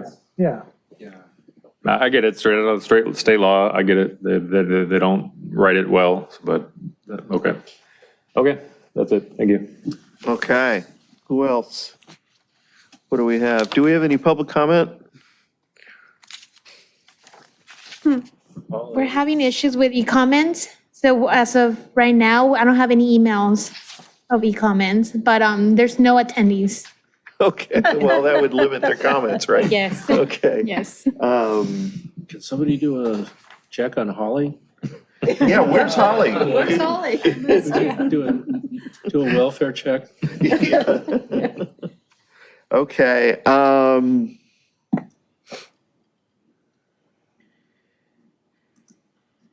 so is there anything else we should know about this?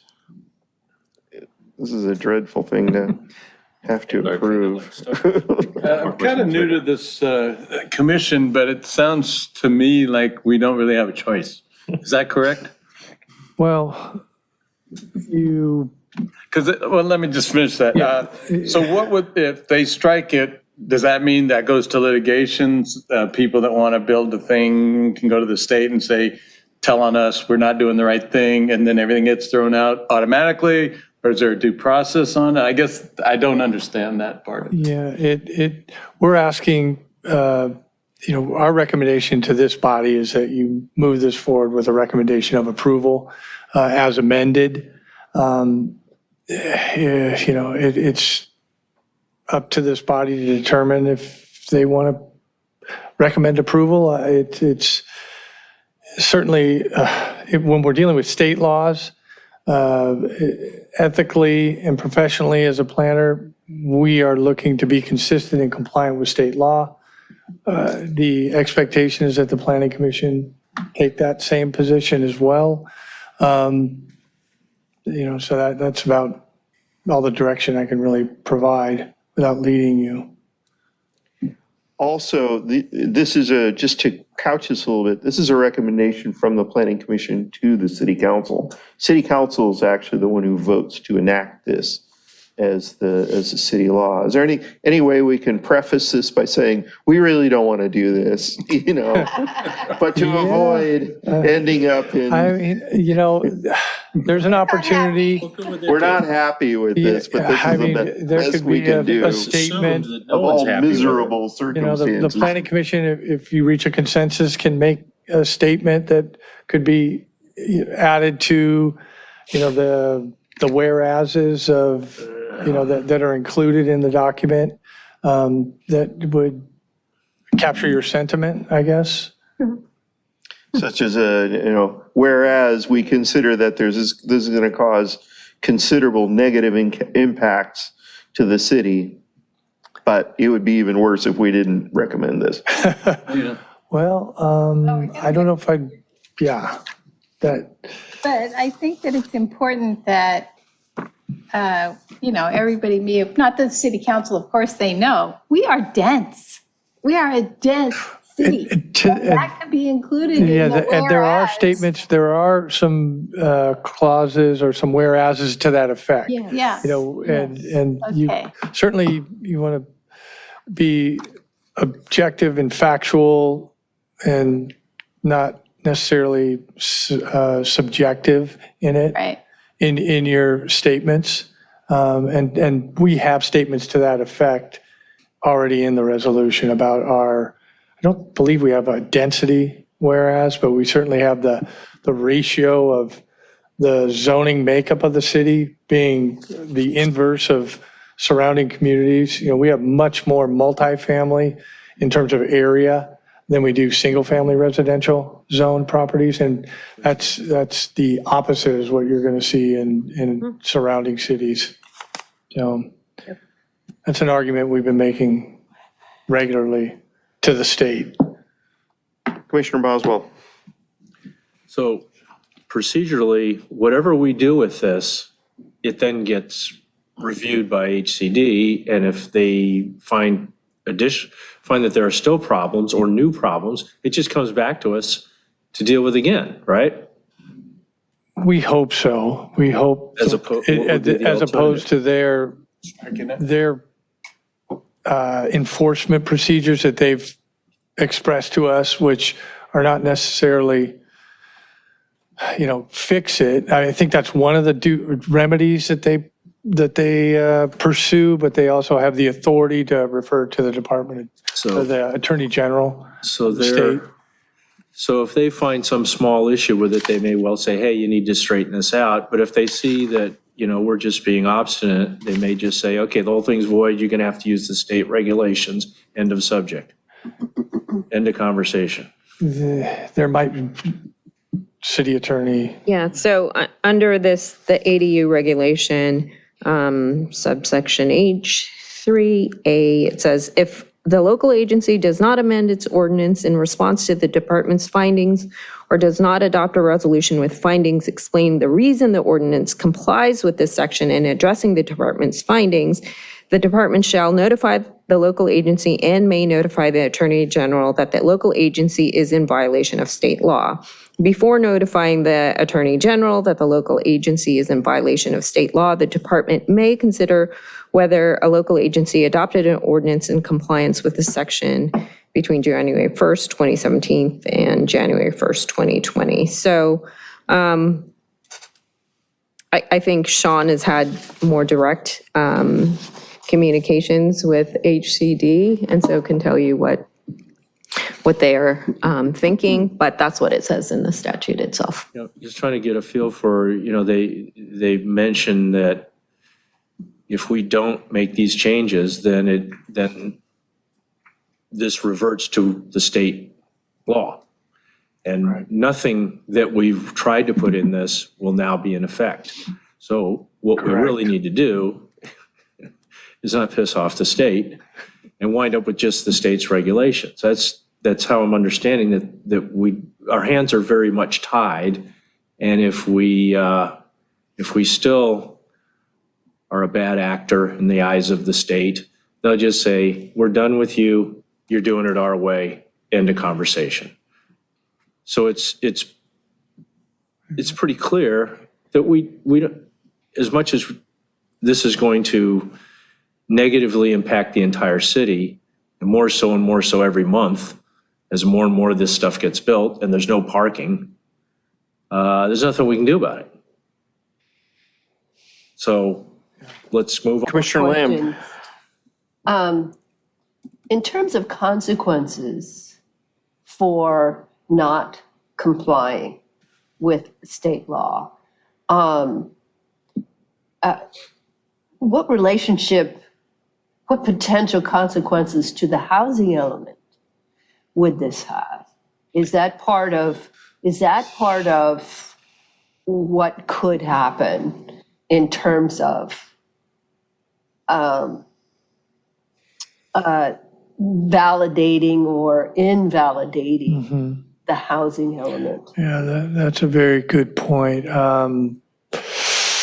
I'd have to look at the specific program related to ADU Yes. regulations, or if there's any other program that is in our certified housing element that we Yes. would be in breach of if we didn't adopt a Right. compliant ADU ordinance. And those are that is another potential very negative impact. Right.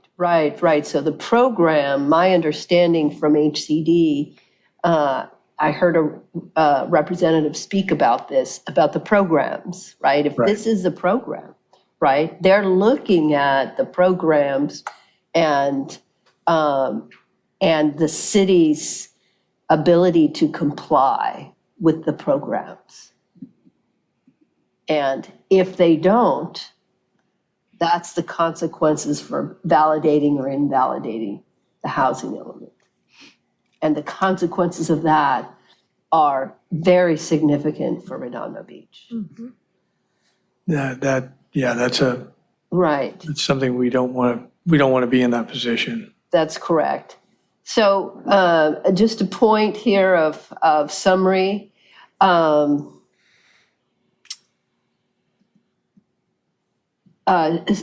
You as staff are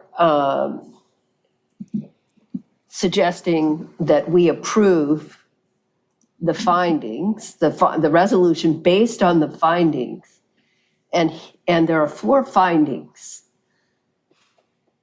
Is the resolution consistent with Government Code 65852? That's the ADU law, right? Is the resolution consistent with the general plan and the housing element? Is it consistent with the Redondo Beach Coastal Land Use Plan and the local coastal plan? And that it's exempt from CEQA? Those are the 4 findings, and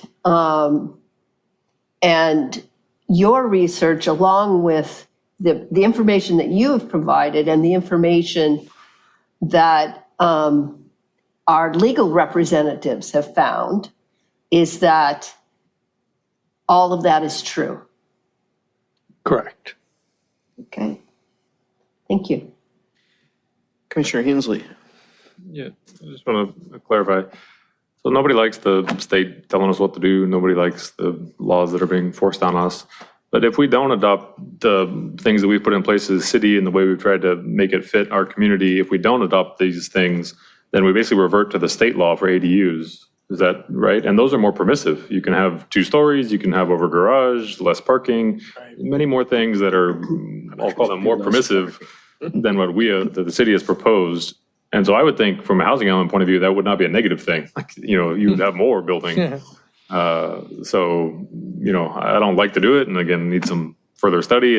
But again, this is the, 4th time, 5th time that some sort of ADU ordinance has been before the Planning Commission. So this is every time we lament about what we're asked to do. So anyway, I think that the policies the city has put in place are reasonable. I like the things that we can do that we have done. And I think it's, hold our nose and vote.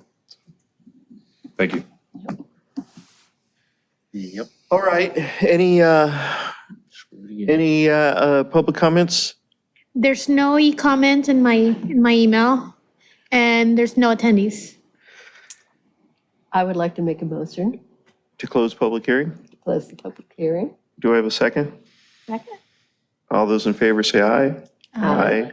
All those against say no. All right, public hearing is hereby closed. All right, I'd also like to make another motion okay. that we resolve as a planning commission that the city council adopt ordinance, the ADU ordinance amending Title 10, Chapter 2, zoning and land use, and Title 10, Chapter 5, coastal land use plan implementing ordinance pertaining to accessory dwelling units in residential zones consistent with state law, and recommending that the city council determine such amendments as exempt from CEQA. With the changes that, As amended. With the changes recommended by the planning commission.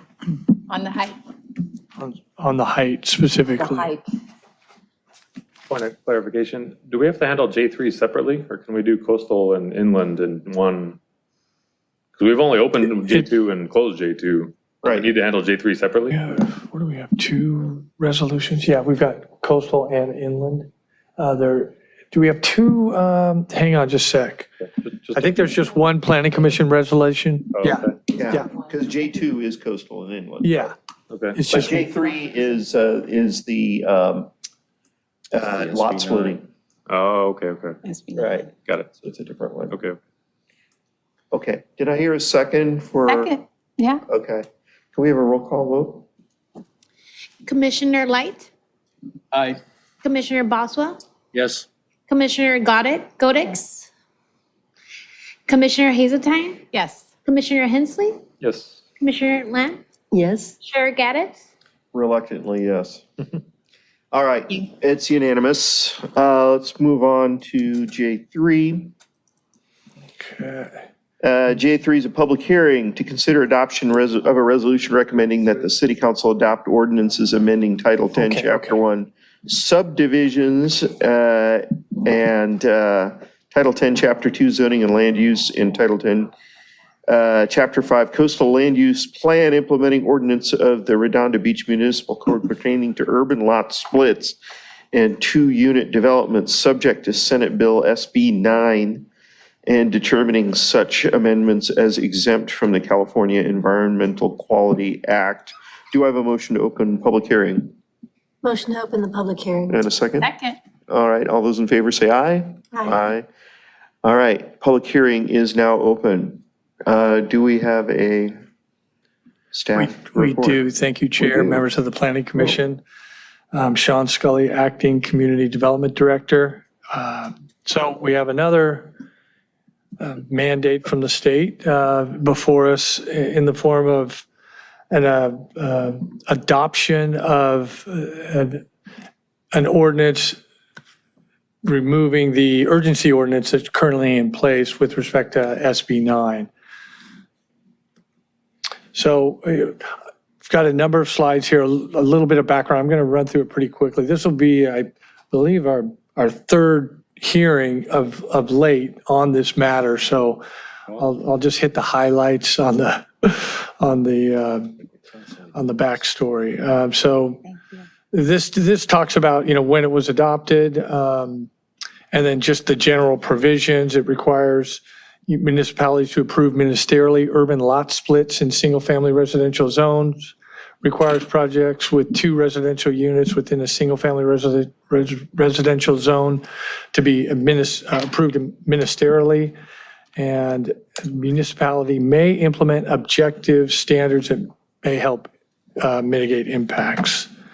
So this is the chronology, all the dates, the actions that have been taken since the city initially enacted an urgency ordinance back on, the urgency ordinance was originally adopted December 21st, 2021.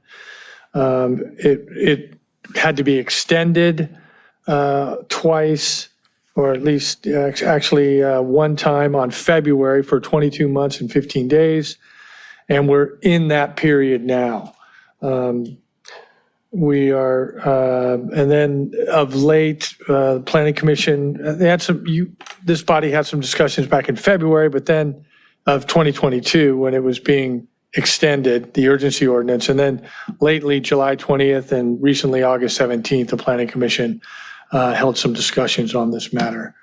What is SB 9? I kind of went through it already. Ministerial approval of adding a second home on a lot. Ministerial approval of a proposed subdivision of one lot into two parcels.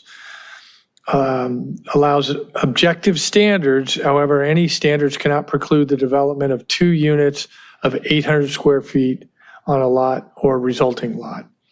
Removes public noticing requirements and hearings by the planning department.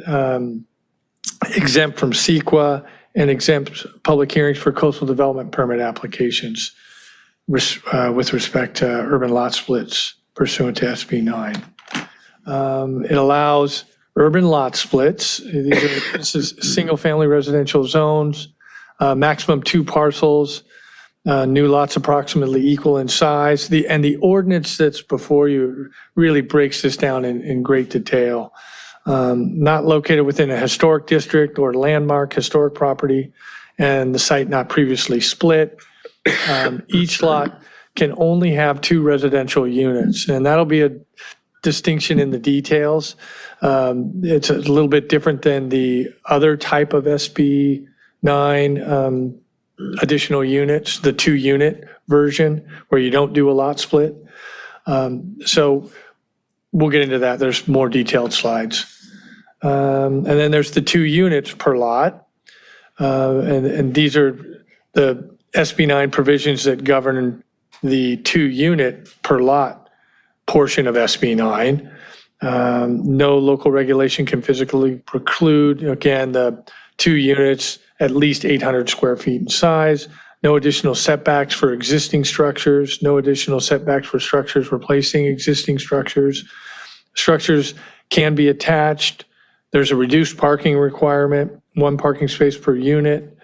Parking, and then the caveat, parking not required for when it's half-mile walk to a high-quality transit corridor, half-mile walk to a major transit stop, or a car share vehicle within a block. So we'll get into those distinctions again. Kind of blurs a little bit with some of our ADU stuff. Reasons for permanent ordinance. So it went into effect, SB 9 went into effect in January 1st, 2022. Law allows local agencies to adopt objective standards to govern these types of projects. The urgency ordinance is kind of our interim measure, and a lot of our ordinance that is proposed tonight is from the urgency ordinance. City Council extended the urgency ordinance to December 21st, 2023. So our effort is to get this new SB 9 ordinance in place before the expiration of the urgency ordinance on December 21st. State Attorney General just issued a letter on July 17th advising caution regarding urgency ordinance related to SB 9. So they're looking really closely at all the at how all the local jurisdictions are handling SB 9. And then HCD earlier this, looks like they issued that, I thought it was this year, but anyway, a fact sheet on SB 9 that identifies, some of the key components and what, in their opinion, how the local jurisdiction should handle it. So what is the next handful of slides is really, it's kind of a line by line breakdown going through the proposed ordinance. And you'll notice in this very first item, I've got a highlighted sub-bullet that where the city attorney has flagged this as a potential issue of concern. And we'll go into, after I run through, the actual component parts to the SB 9 ordinance, we'll go through a couple of slides where we'll pull all these items that have been flagged. Staff, we have a couple items as well that we want to then get a further recommendation from the Planning Commission and kind of discuss those a little bit more. So the first one is the application section. And what we have is only an individual property owner can apply, not corporations or corporate persons. Again, there's a little bit of a flag on that. And then the next section, the approval section, a tentative parcel map. And this is for the urban lot splits. Again, there's two types, the urban lot splits and then the 2 units on a lot. So the tentative parcel map, final map, approved ministerially, must comply with applicable objective requirements of the Subdivision Map Act. You can't do, what is typical with a subdivision is the city will get dedications for street right of way if it's not, if there's right of way that's required, other offsite improvements, curb gutter, sidewalk improvements, street trees, stuff like that. Those are off limits on an SB 9 subdivision or urban lot split.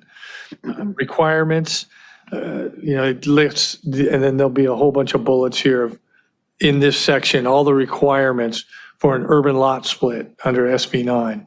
Map Act compliance, the zone is R1 and R1A only, the lot location, and there's a number of prohibited sites, but they're under certain circumstances.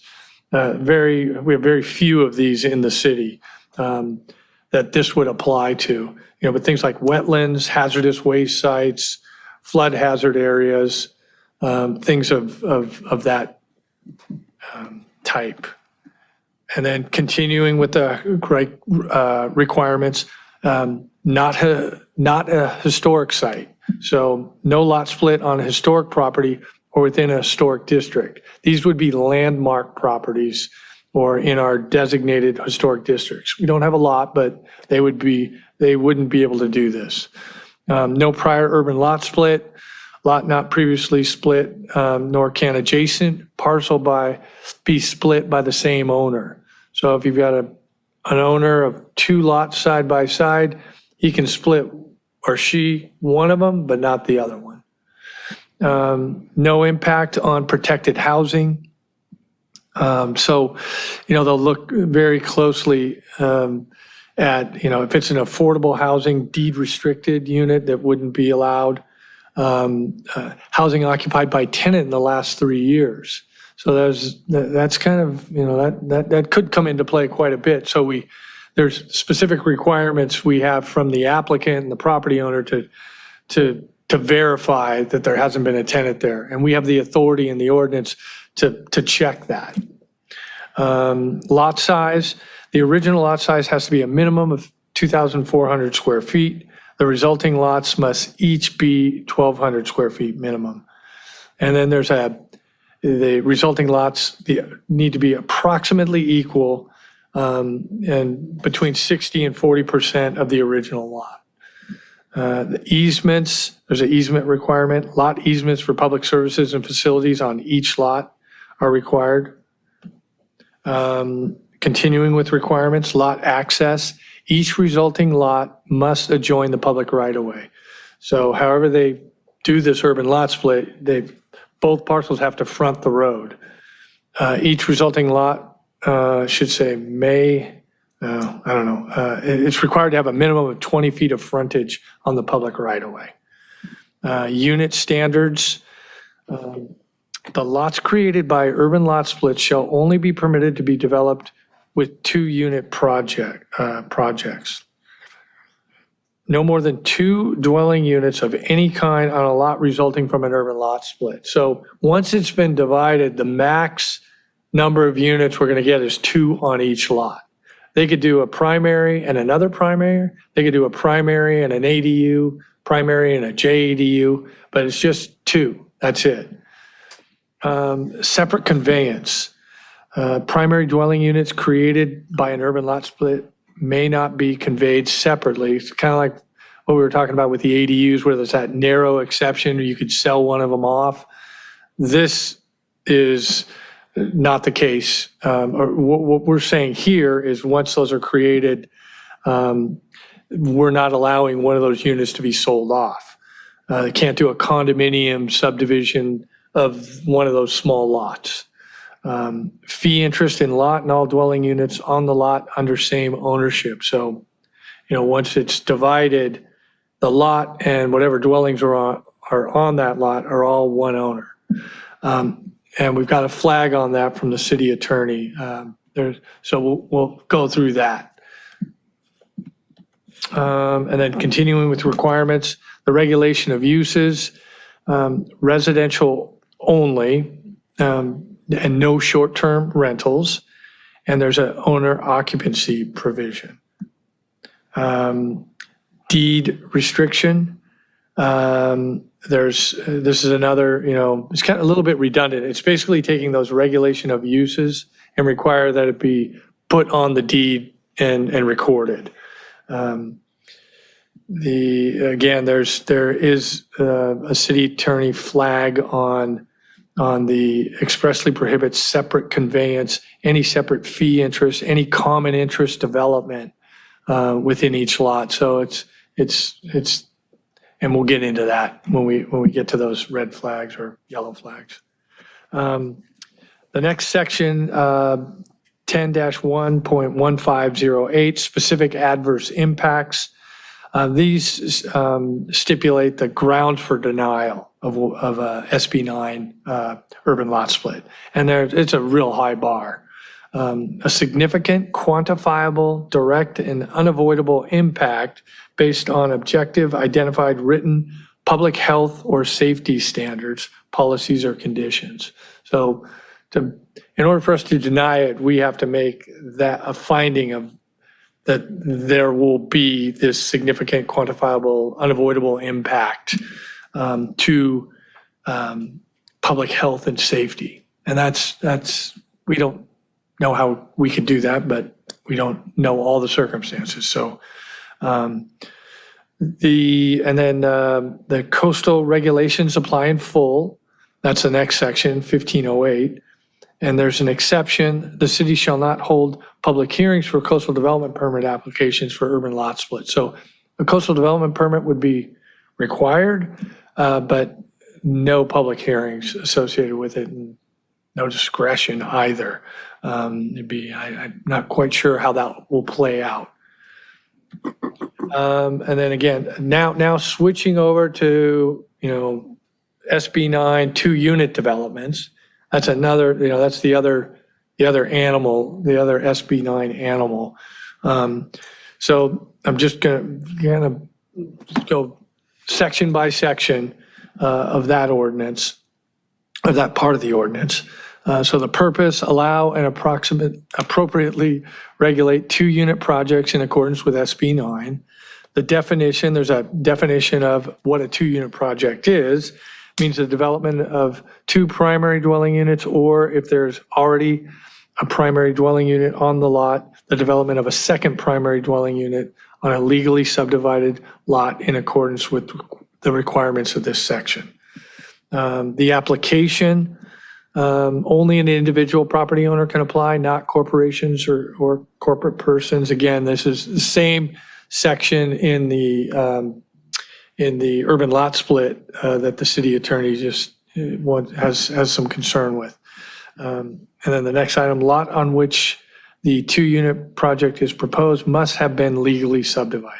So what we would require a certificate of compliance with that application that just demonstrates the lot that these 2 units are going on was legally created. Then the approval shall be approved or denied ministerially. Approval does not take effect until required documents have been recorded. There's a number of deed restrictions that are required to be recorded. And here are the requirements for the 2-unit projects. The map app compliance, the zone R1 and R1A, same zones, lot location, the same, prohibited at sites with certain circumstances, wetlands, et cetera. Again, not historic. And then also the same restriction with respect to protected housing, affordable housing. And then unit standards is another category in the 2-unit projects. And the first item is quantity. No more than 2 dwelling units of any kind on a lot resulting from an urban lot split.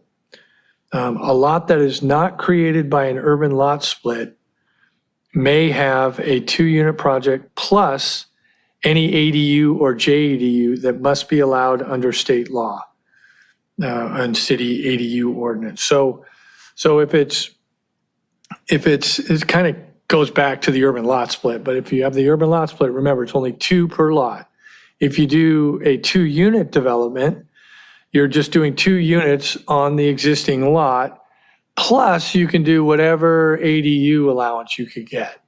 So, depending on what your property layout is, you could go through the ADU process on top of the 2 units.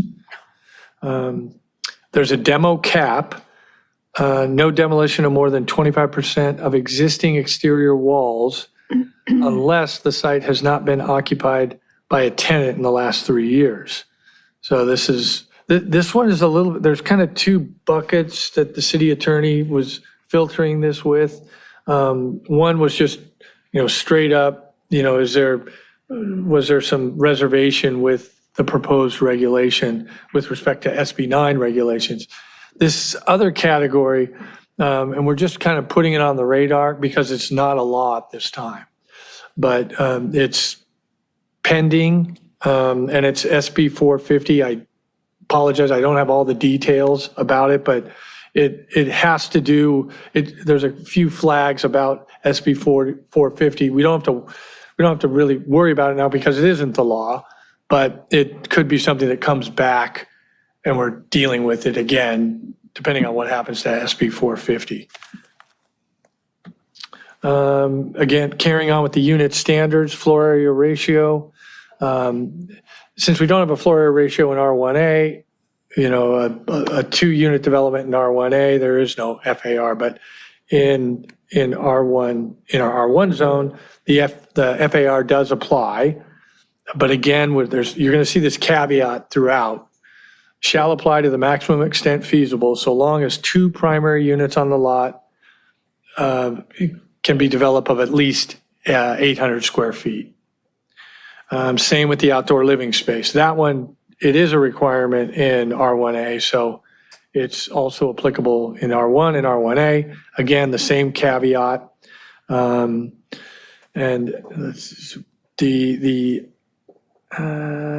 this has another, there's some implication with this potentially with SB 450. So again, not a law at this time, but this might become something. But by the time it goes to city council, I don't think it will be. It probably wouldn't become effect till next year if it did go through, but it could cause us to come back. And then tree provisions is the next one. Each 2-unit project must provide 1 24-inch box tree for every dwelling unit. And staff has flagged this issue, and I'll explain that when we get into the next section of this. And then shall apply, again, we got that caveat to the maximum extent feasible. If the standard, and here's another element to the tree provision regulation that's in the proposed ordinance, if the standard must be reduced, an in lieu fee must be paid. And staff, I'll go over what the concern is from staff's perspective on that particular provision. Tree replacements. Each existing mature tree with a trunk diameter of 6 inches or greater on the site that cannot feasibly be saved for a 2-unit project must be replaced by 1 36-inch or larger box tree on site. Staff has another, same thing. We'll get to the tree stuff at the end. Shall apply to the maximum extent feasible, and then there's also that same in lieu fee requirement. The next unit standard is unit size, second unit. So total floor area of any second primary unit built under this section cannot exceed 800 square feet. City attorney has flagged this as an issue we'll go over. Height and story second unit. So an attached second unit, the height and story requirements of the underlying zone apply. Detached second units, the proposed ordinance limits it to 16 feet in height and 1 story with an allowance for 2 additional feet in order to match the roof pitch of the existing residence. The city attorney, has flagged this issue as well. And then shall apply to the maximum extent feasible are kind of caveat to all these standards. And then setbacks, generally existing R1 and R1A standards apply. Minimum setbacks 4 feet from side and rear lots. There's a provision in here for a prioritization of setbacks. A 2-unit project is not to encroach in a required front yard setback before exhausting options to encroach into the other setbacks. No setback is required for converted existing structures. And then the caveat with the 800 square feet. Then parking, each new primary dwelling unit must have at least one off-street parking space per unit unless the lot is located 1/2 mile walking distance to high-quality transit or major transit stop. So that opens up a lot more the city to actually require the parking, because we don't have as much area. We only have a few areas that fall under the high-quality transit corridor or major transit stop. So, and then lot is located within 1 block of a car share vehicle. I don't really know how we even determine that, but that's in there. Utilities, each primary unit on the lot must have its own direct utility connection. And then building and safety, all structures built on the lot must comply with all current building standards and codes. Impact fees shall be charged for a second primary unit. Impact fees for ADUs or JDUs must follow those regulations. Those are not the same. Other standards apply to the extent they don't conflict with state law. It's kind of that, and they don't reduce the unit to less than 800 square feet. Affordability, all applicable affordability housing standards apply to the extent they don't conflict with state law. Architecture, all units created pursuant to this section shall use the same materials and colors. It's just a very objective, basic standard that we've applied there. And then separate conveyance, similar to in the other type of SB9. Primary dwelling units created by urban lot split may not be conveyed separately. And it's the same provisions in the other one, and the city attorney has flagged that. And then regulation of uses, same that we have in the other. No short-term rentals, owner occupancy. And in this case, the city attorney has flagged that. Notice of construction, this is kind of an interesting provision.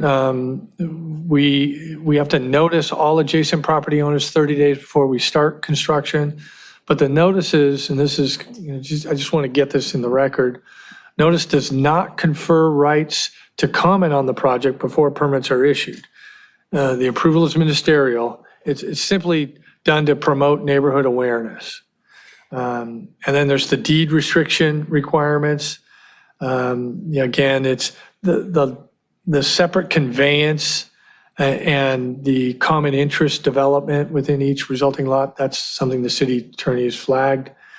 And then if not created by an urban lot split, requires owner occupancy of one of the dwelling units. So for the 2-unit one, the owner occupancy clause, that's where the city attorney has some concern. And then specific adverse impacts, again, the grounds for denial, they're the same, and it's a very high bar. And then there's a remedies clause. It stipulates the actions the city may take if a 2-unit project violates any part of the code. And then for so you've got 2 ordinances. One has the amendments to the subdivision ordinance that we're doing and the inland, and then the other one has the coastal. And the amendments to the subdivision ordinance, they apply to both, but it's just it's just included with the language for the inland ordinance. The urban lot split provisions are within the city subdivision ordinance, okay. Identical to the proposed ordinance for 2-unit developments for the inland area. So the coastal zone and the for 2-unit developments in the inland and coastal is identical. So these are those additional considerations and recommendations that came up. Actually, these are supposed to be a hidden slide. So let me skip through that here. Hang on. Okay, no, I changed these. Apologies. Let me go back. Okay, so these are the ones that are flagged. So this, if you recall, in both sections, for the lot split and 2 units, there's an application section, and it talks about only individual property owners may apply for an urban lot split, and it stipulates the type of ownership.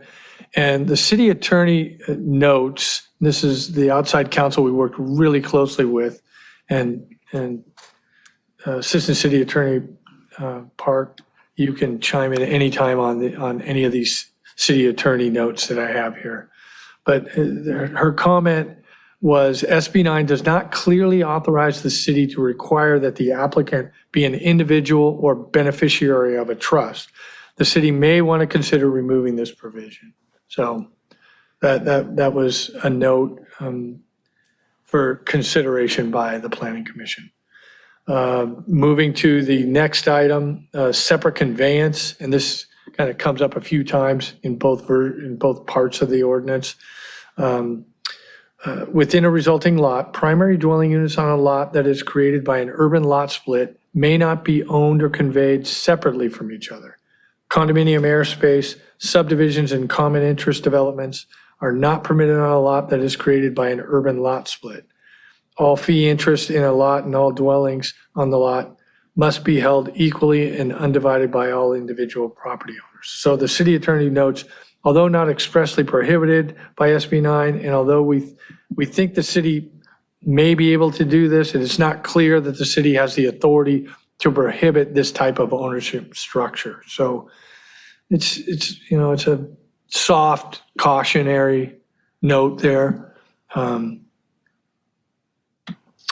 then deed restriction, again, the same note about the conveyance of the primary dwelling unit and the restrictions that we're proposing on here. Same, kind of comment from the city attorney. They think we should be okay, maybe okay. It's just not clear that we have the authority to do what we're doing here. Now, the tree provision and tree replacement provisions, what staff's concern is with these provisions is that these tree planting requirements exceed existing requirements. We don't have these on our R1 and R1A zoning requirements. So staff's recommendation would be to align these with the city's landscaping regulations for single-family residential zoning. That's having kind of above and beyond for that's just applicable to the SB 9 lot split with respect to trees, in our opinion, is not advisable. If we draw some attention to it that we might not want to have. So that's just staff's recommendation on that. We fully support trees. I want to go on the record as saying that, but this is not what we require on any other single-family residential zoned lots. Unit size, that's another one that the city attorney had concerns about. The total floor area of any second, and this had to do with for the 2 on a lot restriction, the total floor area of any second primary dwelling unit built that is developed under this section cannot exceed 800 square feet. The city attorney notes, please note that HCD has taken issue with this type of requirement. While not expressly prohibited, it creates some legal risks. So this is the strongest caution that we've received from the city attorney's office with respect to this proposed ordinance. Height and story second unit for that second unit. Attached second units, height and story requirements of the underlying zone apply. That's fine. Detached second units limited to 16 feet in height and 1 story with an allowance for 2 additional feet in order to match the roof pitch of the existing residence. The city attorney notes, the city arguably does not have the authority to limit the second unit to the first floor, especially if the existing home is 2 stories already and the applicant intends to create a stacked duplex. I recommend the city consider removing this restriction, especially if SB 450 is enacted. I can't counsel on SB 450, but again, this is another strong, yellow approaching red flag on that provision in the ordinance. And then regulation of uses, owner occupancy. Unless the lot was formed by an urban lot split, the individual property owners of a lot with a 2-unit project must occupy one of the dwelling units on the lot as the owner's principal residence and legal domicile. And the city attorney notes Government Code Section 65852.21 does not expressly authorize the city to impose an owner occupancy requirement on a duplex created pursuant to SB 9. While it is not expressly prohibited, it may subject the ordinance to challenge. So this is kind of in the, the be careful bucket that we've got. And that's a lot. We've got, the ordinances we can pull up, if we need to go through, however we want to walk through these particular items where there is some concern, and we can decide how we want to handle them. I know it's a heavy lift. There's a lot of material here. This is a massive ordinance, and it's regardless of all the times you've looked at it and the work you've done with it, it's complicated. We are trying to get ahead and make sure we don't expire our urgency ordinance. But I will say, without having this in place, I will say, to date, we've only gotten 1 SB 9 application. Just kind of in context, our lots are small.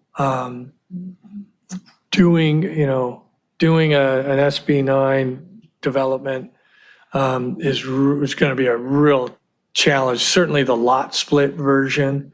I could see the 2 on the lot, but I will say, that all being said, our development community that lives in our single family residential zoning, makes their living in our redeveloping our single family residential zoned properties.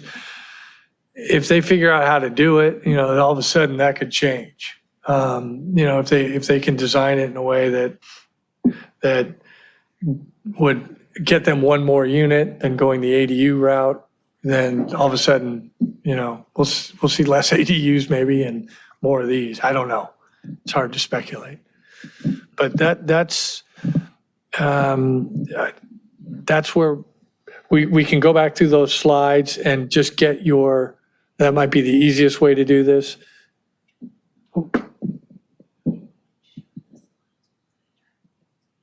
Okay. So we can, you've been provided with the information. You can discuss those items that we have some concerns, either attorney or staff. I just wanted to. Commissioner Lamb. Just wanted to connect with what you've just said about the development community. And correct me if I'm wrong, but the emergency ordinance states that an owner occupancy standard. Is that correct? That's correct. And the recommendation is that that could be challenged in court. And also the recommendation is that it be removed am I correct that the recommendation is that that statement in the urgency ordinance, right, that be removed? And if that in fact is removed, and I'm not suggesting that it shouldn't be removed, but if that is removed, then a developer could purchase a property, split it, never is not required to live in either one of those lots, and can, if it's a lot split the lot and build 4 houses, and no owner occupancy would be required. Do I have that correct? I'll have to double check because there are different owner occupancy requirements depending on if it's an urban lot split or the 2 on a lot. And I think that the stronger concern is with the 2-unit lot having the owner occupancy requirement versus the other. Yeah. So in the lot split ordinance, the state ordinance, the state code, it does have that requirement that the owner has to file an affidavit saying that the applicant intends to occupy one of the housing units as their principal residence for a minimum of 3 years from the date of the approval of the urban lot split. So that requirement is only in the lot split. Not on the 2-unit. Correct. correct. Okay. Yeah. So the discussion that we had with outside counsel about this one provision, I think it was more palatable in the lot split ordinance that's before you for your recommendation to the city council, because we have this provision in state law that requires that owner or the applicant to file that affidavit. Right. And even later in the ordinance, in the lot split ordinance, it does say that, and I can get the precise language for you, but it basically says that if the applicant is basically lying about that, then you can pursue an action for perjury. So it does have an enforcement. They try to build in an enforcement mechanism within the lot split ordinance law, not the 2-unit law, though. I don't know why they didn't include it in there. Right. So my projection then, or my assertion then, is really only for the 2-unit. A developer could purchase the lot and put a second unit on it. If it purchases a lot with a home on it, she could add a second unit and not be required to live on those. And that would make it more attractive for the developer. Yeah, when we had the discussion, we could not, there's nothing in state law that gives the city the authority to do it, and that's why there was hesitation. That doesn't mean we can't do it, but it is something that you should consider in making your decision in whether to include it in our local ordinance or not. Right. I'll just add one more thing. Our new city council, I would want to keep in mind where our new city council would be, how they would be responding to this. They're to some extent conservative and like to go, be on the safe side, shall we say. Right. So that would be just what I would say to my colleagues here. Right. Well, And I would respond, who cares? I just think that it's up to them to take it out. and Yeah. say, I mean, leave it in. We're not going to take it out.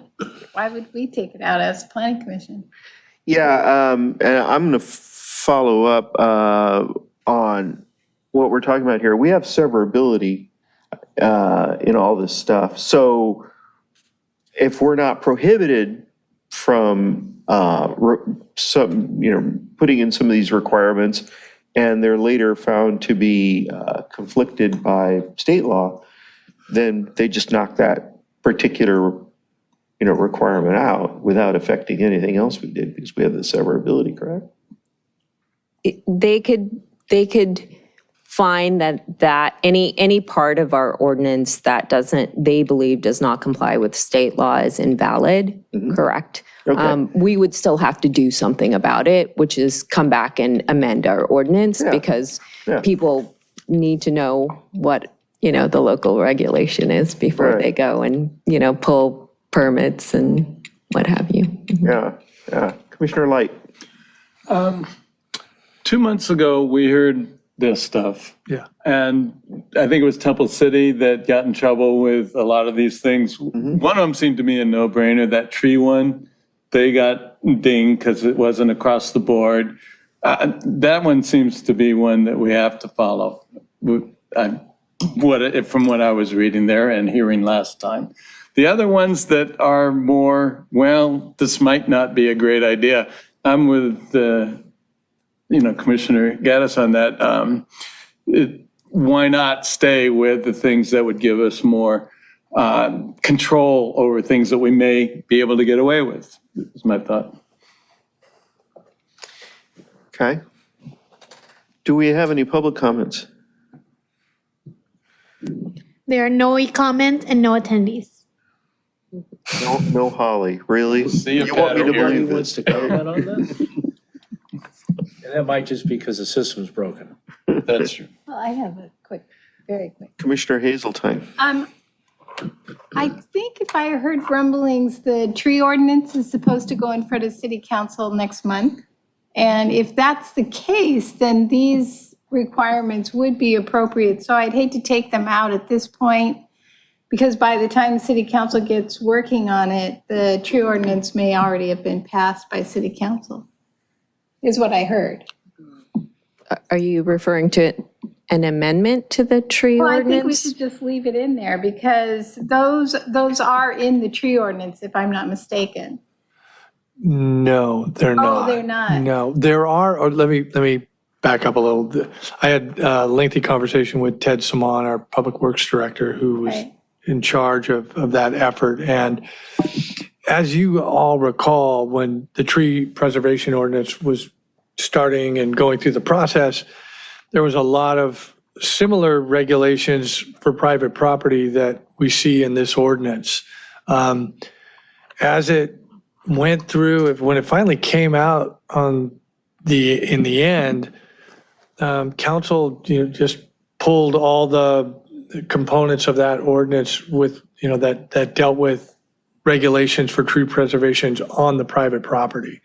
And then it was strictly right-of-way property, city Only property. Parkways kind of thing. Correct.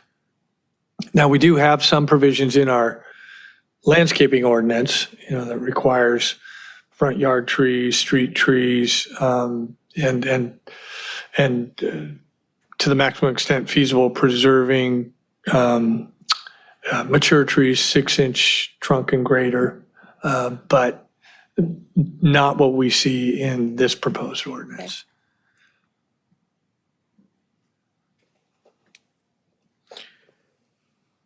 Do we have any other questions or comments? Is this the best we can do? Yeah. Yep. Let city council hash it out. Yes, All right, Let's just dump the whole thing on them. yes. that's what we're doing. Let's just go home. Absolutely. That's what we're doing. As is. Well, if we don't have any public comments, No. that's the best we can do. And I guess we'll have a motion to close the public I hearing. have a There we go. Commissioner Boswell. clarification. There was a mention about certain kinds of properties that you can't do this with, and one of them mentioned wetlands. Who wants to build on a swamp anyway? But what if it was formerly a wetlands, but it's been developed since then? Does it still count as development in wetlands? Because there are places in Redondo like that. Yeah. Well, formerly a wetlands, I don't know how we would remove something from that designation. So once a development goes in where there used to be swampy land, it's no longer considered wetlands. You can't say, well, historically that was wetlands, and if we stop our drainage system, it would become wetlands again, and everybody would have to move up to their second floor. What constitutes wetlands in context of this? Well, if it's actually designated in our conservation element as a wetlands, in order for it to be, let's say, converted, the process to do that would be an extremely intense environmental review process, and I doubt it could even be converted at the end of the day to be developed. Once it has been developed, If there's a wetlands area that right. there's now a whole bunch of houses sitting on, Okay, so it was and historically somebody before. wants to and do this, could we say, well, that's a wetland? It Well, wouldn't, like the AES site is a wetlands. it wouldn't, yeah, but and I'm that's not a even- different animal. and That's a wetlands That's the that, real obvious one, hasn't but I'm been not even converted. thinking of that one. but it wouldn't, once a wetland that has been converted, it's no longer a wetlands. But what if it's still, If it's still a wetlands, it's going to stay a wetlands. okay, so in a particular set of homes that were built just north of 190th, near the trailer park, some 25 years ago, those lots are probably too small to do this anyway, but for argument's sake, people in those homes, when we have a lot of rain, they're flooding. And they're flooding because, well, that was a wetlands. It was a swamp at one time, and then it became some warehouses, and then somebody tore those down and built homes. Yeah. But the land still gets swampy even at this late, Yeah, evolution of the use of the land. Does that mean it's a wetlands? no. Even though it is a wet land? It could be wet and land, but it's not designated as wetland in our conservation element. It's It can't be not- wetlands, one word, and the fact that it's wetlands, It's two just words, wet land. means it's not Yeah, it's applicable not to this. wetlands, it's Okay. wetland. All right, so wetlands has protection to be for currently a wetland. wetland. So we could say, well, and that takes you to the next step, which is what about the AES site? That's not Is that still considered a wetlands? It's not considered a residential site. And it's a But if wetland. but if it were to be rezoned for residential, It would won't you be. then say, It won't let's just be, say, and it's wetlands. let's just say people get elected that do that? What about the It move? happens. Wow, we've hit the Would that- 5-minute mark would that here. become- Commissioner Boswell. Would that become a place It's wetlands. that would then become wetlands again? After a lot of study and determination and environmental documentation, yes. Okay, so I have a question for Assistant City Attorney Park. For the public, I mean, this is, again, a distasteful and negatively impacting on the city thing being imposed by Tony Atkins and the rest of the Sacramento clowns on our city. Again, we don't have any affordability, anything in this. It's literally taking our single-family neighborhoods and breaking them up into smaller lots and putting as many as 4 structures on a single family, which is extremely distasteful. and it's going to cause us parking problems, density, traffic, overloaded city services, public safety problems. This is not something we want to do. If we were to reject this and say to the council, no, don't comply with this, what would be the consequences for the city?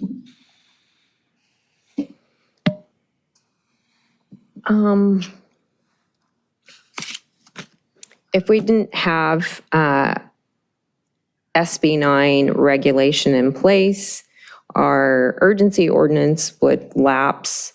And I don't know if it would revert to state law, but I'm assuming it would. I didn't read anything in the statute that said that it would revert to state law like the ADU ordinance does. But I could have missed it. So can we get away with saying, okay, screw you, Sacramento, we're simply not going to implement this? We're too dense already. Yeah, I mean- we're too dense. Yeah. To understand this. I don't know the consequences of not enacting SB 9 ordinance on the local level. I can tell you that the city council shares your sentiment in that, the city is involved in a SB 9 litigation, and Yeah, we're there's a challenging lawsuit. that. Yeah, just for the public Correct. certification, could you explain what's going on with that and where we stand with it? First of all, what is the lawsuit all about? Who's suing who? And is it the city plus 3 or 4 other cities? Correct, and I'm not intimately familiar with the litigation. It's being handled by the city attorney, Mike Webb, and outside counsel. But yes, our city, along with, I believe, a couple of other cities. Local cities like Torrance and Carson, I believe. We're suing the state, and we're basically alleging that SB 9 is unconstitutional and does not apply to charter cities. And Okay. we are a charter city. Right. We had oral arguments, I think, the first week of September. We're still waiting a decision from the court.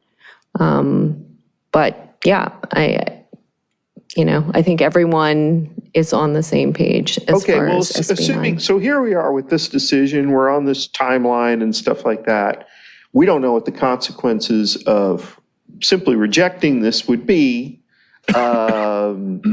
And hopefully, by the time this gets to council, even if we do push this to council, by the time it gets to council, we'll know pretty much one way or the other, hey, if you reject this, there are consequences, you really need to adopt this and to make it law, or there will be no consequences, so you can just toss out the planning commission's recommendation on this and simply ignore it because there are no consequences. So we'll know one way or the other by the time this gets to council, right?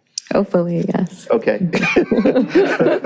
Meanwhile, back in the courtroom, let's say we prevail.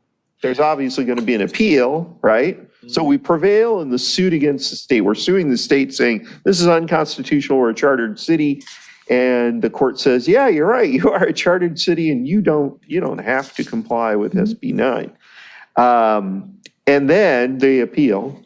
And so that goes through a process, yada, yada, yada. But let's say that council is convinced that there would be adverse consequences to ignoring SB 9, and so they go ahead and implement it, and yet ultimately we win in court. Can we just unwind this whole thing at that point and say, okay, forget it. All this we adopted to comply with this SB 9, we really don't have to comply. Therefore, this is null and void, and we're go back to where we were before all of this. Yep.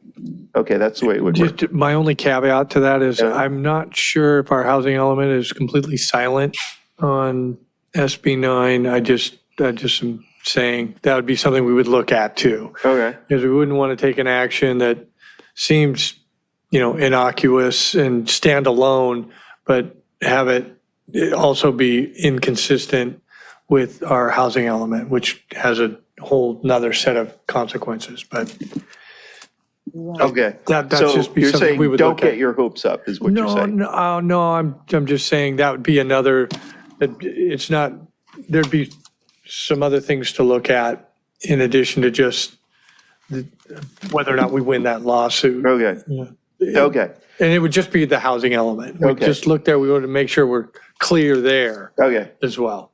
So as distasteful as this is, we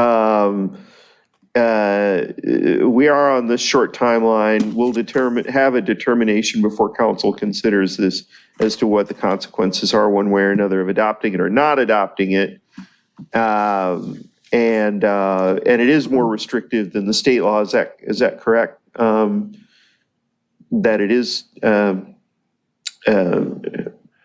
Assistant City Attorney Park, that this is more restrictive than the raw SB 9. We essentially have our own touches on this, right? Yes, Okay. yes. And so if we do prevail in the best case scenario, we can just, and assuming there are other things with our housing element, we can just back our way out of this whole thing because we won in court.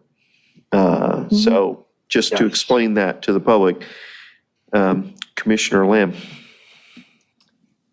So in the resolution, you've made 4 findings that it's exempt from, do I need to close the public hearing? We We have? haven't closed public hearing yet. Yeah. Is that a question? But you can ask a question right now if you have, Close public hearing. or ask your question, then close public hearing. Oh, you're going to ask a The question. questions I have to ask are based on the resolution and don't require a public hearing. Okay. So I'll make a motion to close the public hearing. But then you're going to ask questions of staff. I am, you're correct. So why don't you ask Yes. those and then close public hearing? Yes, yes, I don't think yes, the public's yes. getting in the way of anything here. Okay, thank you. Thank you for that reminder. So this question would be for Ms. Park.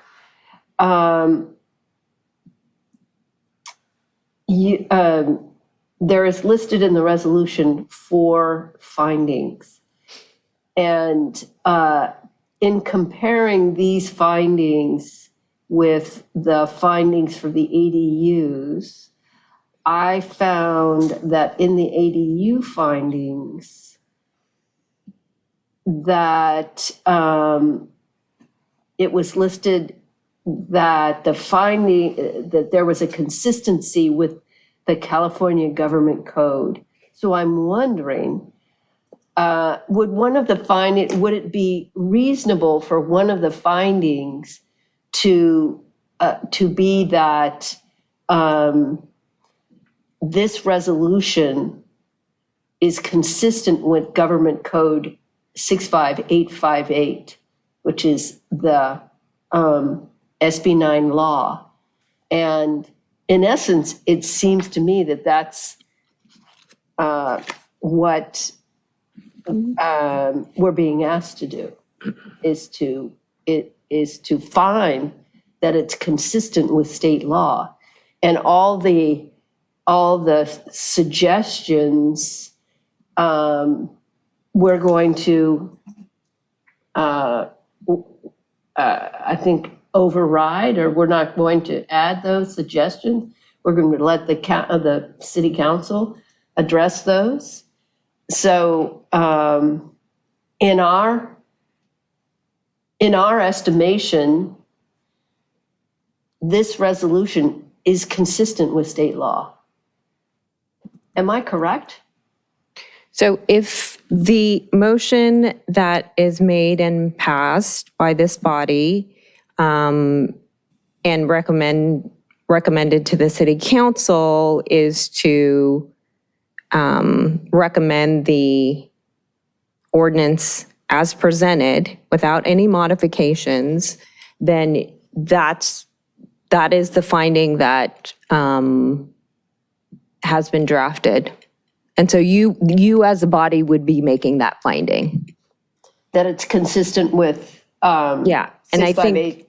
I think Sean, Which one? Mr. Scully has it up, and it says the ordinance is exempt from CEQA and Right.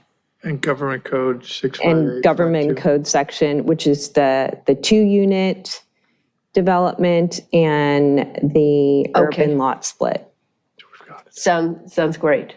Yeah. I was actually looking for it to be separated out, but you've put it within number one. So, so that satisfies my question. Thank you. All right, do we have any other questions? Do we have a motion to close public hearing? I will move to close the public hearing. I'll second it. All those in favor, say aye. Aye. All those against, say no. All right, public hearing is closed. I didn't ask if there were any, There's no e-comments and no attendees. I'm seeing a pattern. Don't fix the system. awful, okay. Really speed things Any up. comments on this, or Not motions? a motion to accept and move on to City Council J3, file number PC 23-6698 as presented to us tonight. Do I have a second? I second. All right, may we have a roll Those are call the two vote? going to jail, right? Commissioner Light, Yeah, I guess so. Do I sound enthusiastic enough? Commissioner Boswell, I've seen worse, so yeah. Commissioner Godek, Yes. Commissioner Hazelton, Yes. Commissioner Hensley, Yes. Commissioner Lamb, Yes. Chair Gaddis. Grudgingly, yes. Okay, we have a unanimous vote. So that's it. That's moving on to the council. Thank you. Okay, let's see where we are on our agenda here. So that's it for our public hearings. Items continued from previous agendas. We have none? Okay. Items for discussion prior to action. We have none? Okay. Items from staff. Just a couple of announcements where, Brandy's left. I've moved into her office. I'm owing all of you a call just to catch up and we have 2 new commissioners that will be coming in and 2 great commissioners leaving us. I want to thank them personally for the hard work they put in and spent some long nights here working really, really hard, and it's very much appreciated by staff for sure. I've really enjoyed working with everyone on this commission, and I'm going to miss you too. So I don't know, come in anytime. You're always welcome. And then some of the things happening in the department, we've got a senior planner position we're advertising for, so we'll have another senior planner coming in, helping out with a lot of the advanced planning items that we have coming up. And upcoming agendas, it's very strangely, we've got a lot of projects we're working on, but the ones we had queued up for next month were just had some hiccups on their end, haven't been able to move it forward to get it on the agenda. So I'm thinking about some things I'd like to bring to the group, some of just kind of a rundown of a lot of the things we are working on kind of internally, as well as some of the bigger initiatives and I want to do a little bit of follow up on some of the big things we've pushed through of late, like ACAP and the objective residential standards that was just approved at second reading. So, just kind of give you an idea, especially with ACAP, a lot is happening with that plan. And I'd like to provide an update of some of the stuff happening and some of the opportunities that are starting to be realized as we're implementing the reduced parking standards and stuff like that. So, just hearing a lot of good things and also seeing a few things start to come in. And I just wanted to share with you guys that, and then dust off the referrals to staff, and hopefully I'll have an idea of where some of those things are that I know that the commission wants to pursue going forward. So that's all I've got right now. Okay, commission items and referrals to staff. On commission items, we have 2 commissioners who are termed out. And I just want to say, from my perspective, I really appreciate the very dedicated, hard work that both of you have done, really above and beyond what anyone can expect. It's a unpaid public service where you're reading thousands of pages, and you guys went way above even that. And we're really going to miss your expertise and attention to detail, and so really appreciate your hard work, and thank you so much. Any other commission items or referrals to staff? I have a question. Yes. First, did I hear you correctly that we don't have any projects on the agenda for next month? We don't have any projects, development projects, CUP, Planning Commission Design Review right now. We're double checking, but when I checked with staff today, the couple that we had that we were gearing up for something's happened. I haven't figured out what it is, but Okay. they're not. There's quite a list that's coming, but they're not happening next month. Right. So are you free to talk about what's happening in the next 3 months? Yeah. Or is that too far ahead? Yeah. I'm still kind of figuring out where we're headed, so I can't really answer right now. Okay. The third question is, one of the important activities that are going to happen in 2024 is or December 2024, right, is the vote for the general plan Update. and the elements. Absolutely. Will the department be addressing the community engagement piece this time around in a way that is different from the past?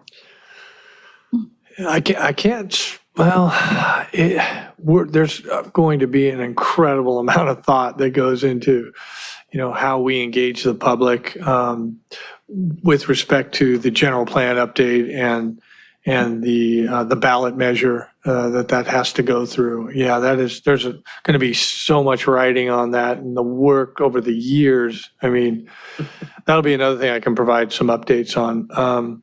But yeah, that will absolutely get looked at from every level of City Hall to really put our, best foot forward to get the best information we can out there, to get the public engaged. And again, so much is riding on getting that approved. That's going to be extremely critical. So yeah, we're hopeful that, that the information that we provide to the public is going to make them comfortable with the decisions that have been made and the elements that we're proposing and, the general plan itself and the land use changes. So that's, yeah, I know it's going to be a big, huge effort from us and from our GPAC. We'll be taking input from GPAC on that. All the commissions as well. It's really going to be critical to get that yes vote. When does the planning process begin? You mean like planning commission and, No, the planning process. oh, for Time-wise, this, for when that. does the planning process begin for the community For engagement? the community engagement, I mean, it's already started a little bit. I mean, we talk about it, it's kind of a tangent when we have our regular meetings with a consultant. It's, we're always thinking about, the messaging and the information and the, how we're going to provide. Will you be bringing in this new communication team? You're starting, Elizabeth is starting this. Yeah, there's a this lot of new things going on. Communication Yeah, team. absolutely. Will they be involved? Yeah, they'll be involved. I mean, there's going to be probably a huge social media push, and Luke and Elizabeth, handle those, that information channel. Yeah, there's community services will probably play a big role. It's going to be so important. Yeah. And that planning process it's already kind of happening, and it'll be, as we, the EIR is going full bore right now.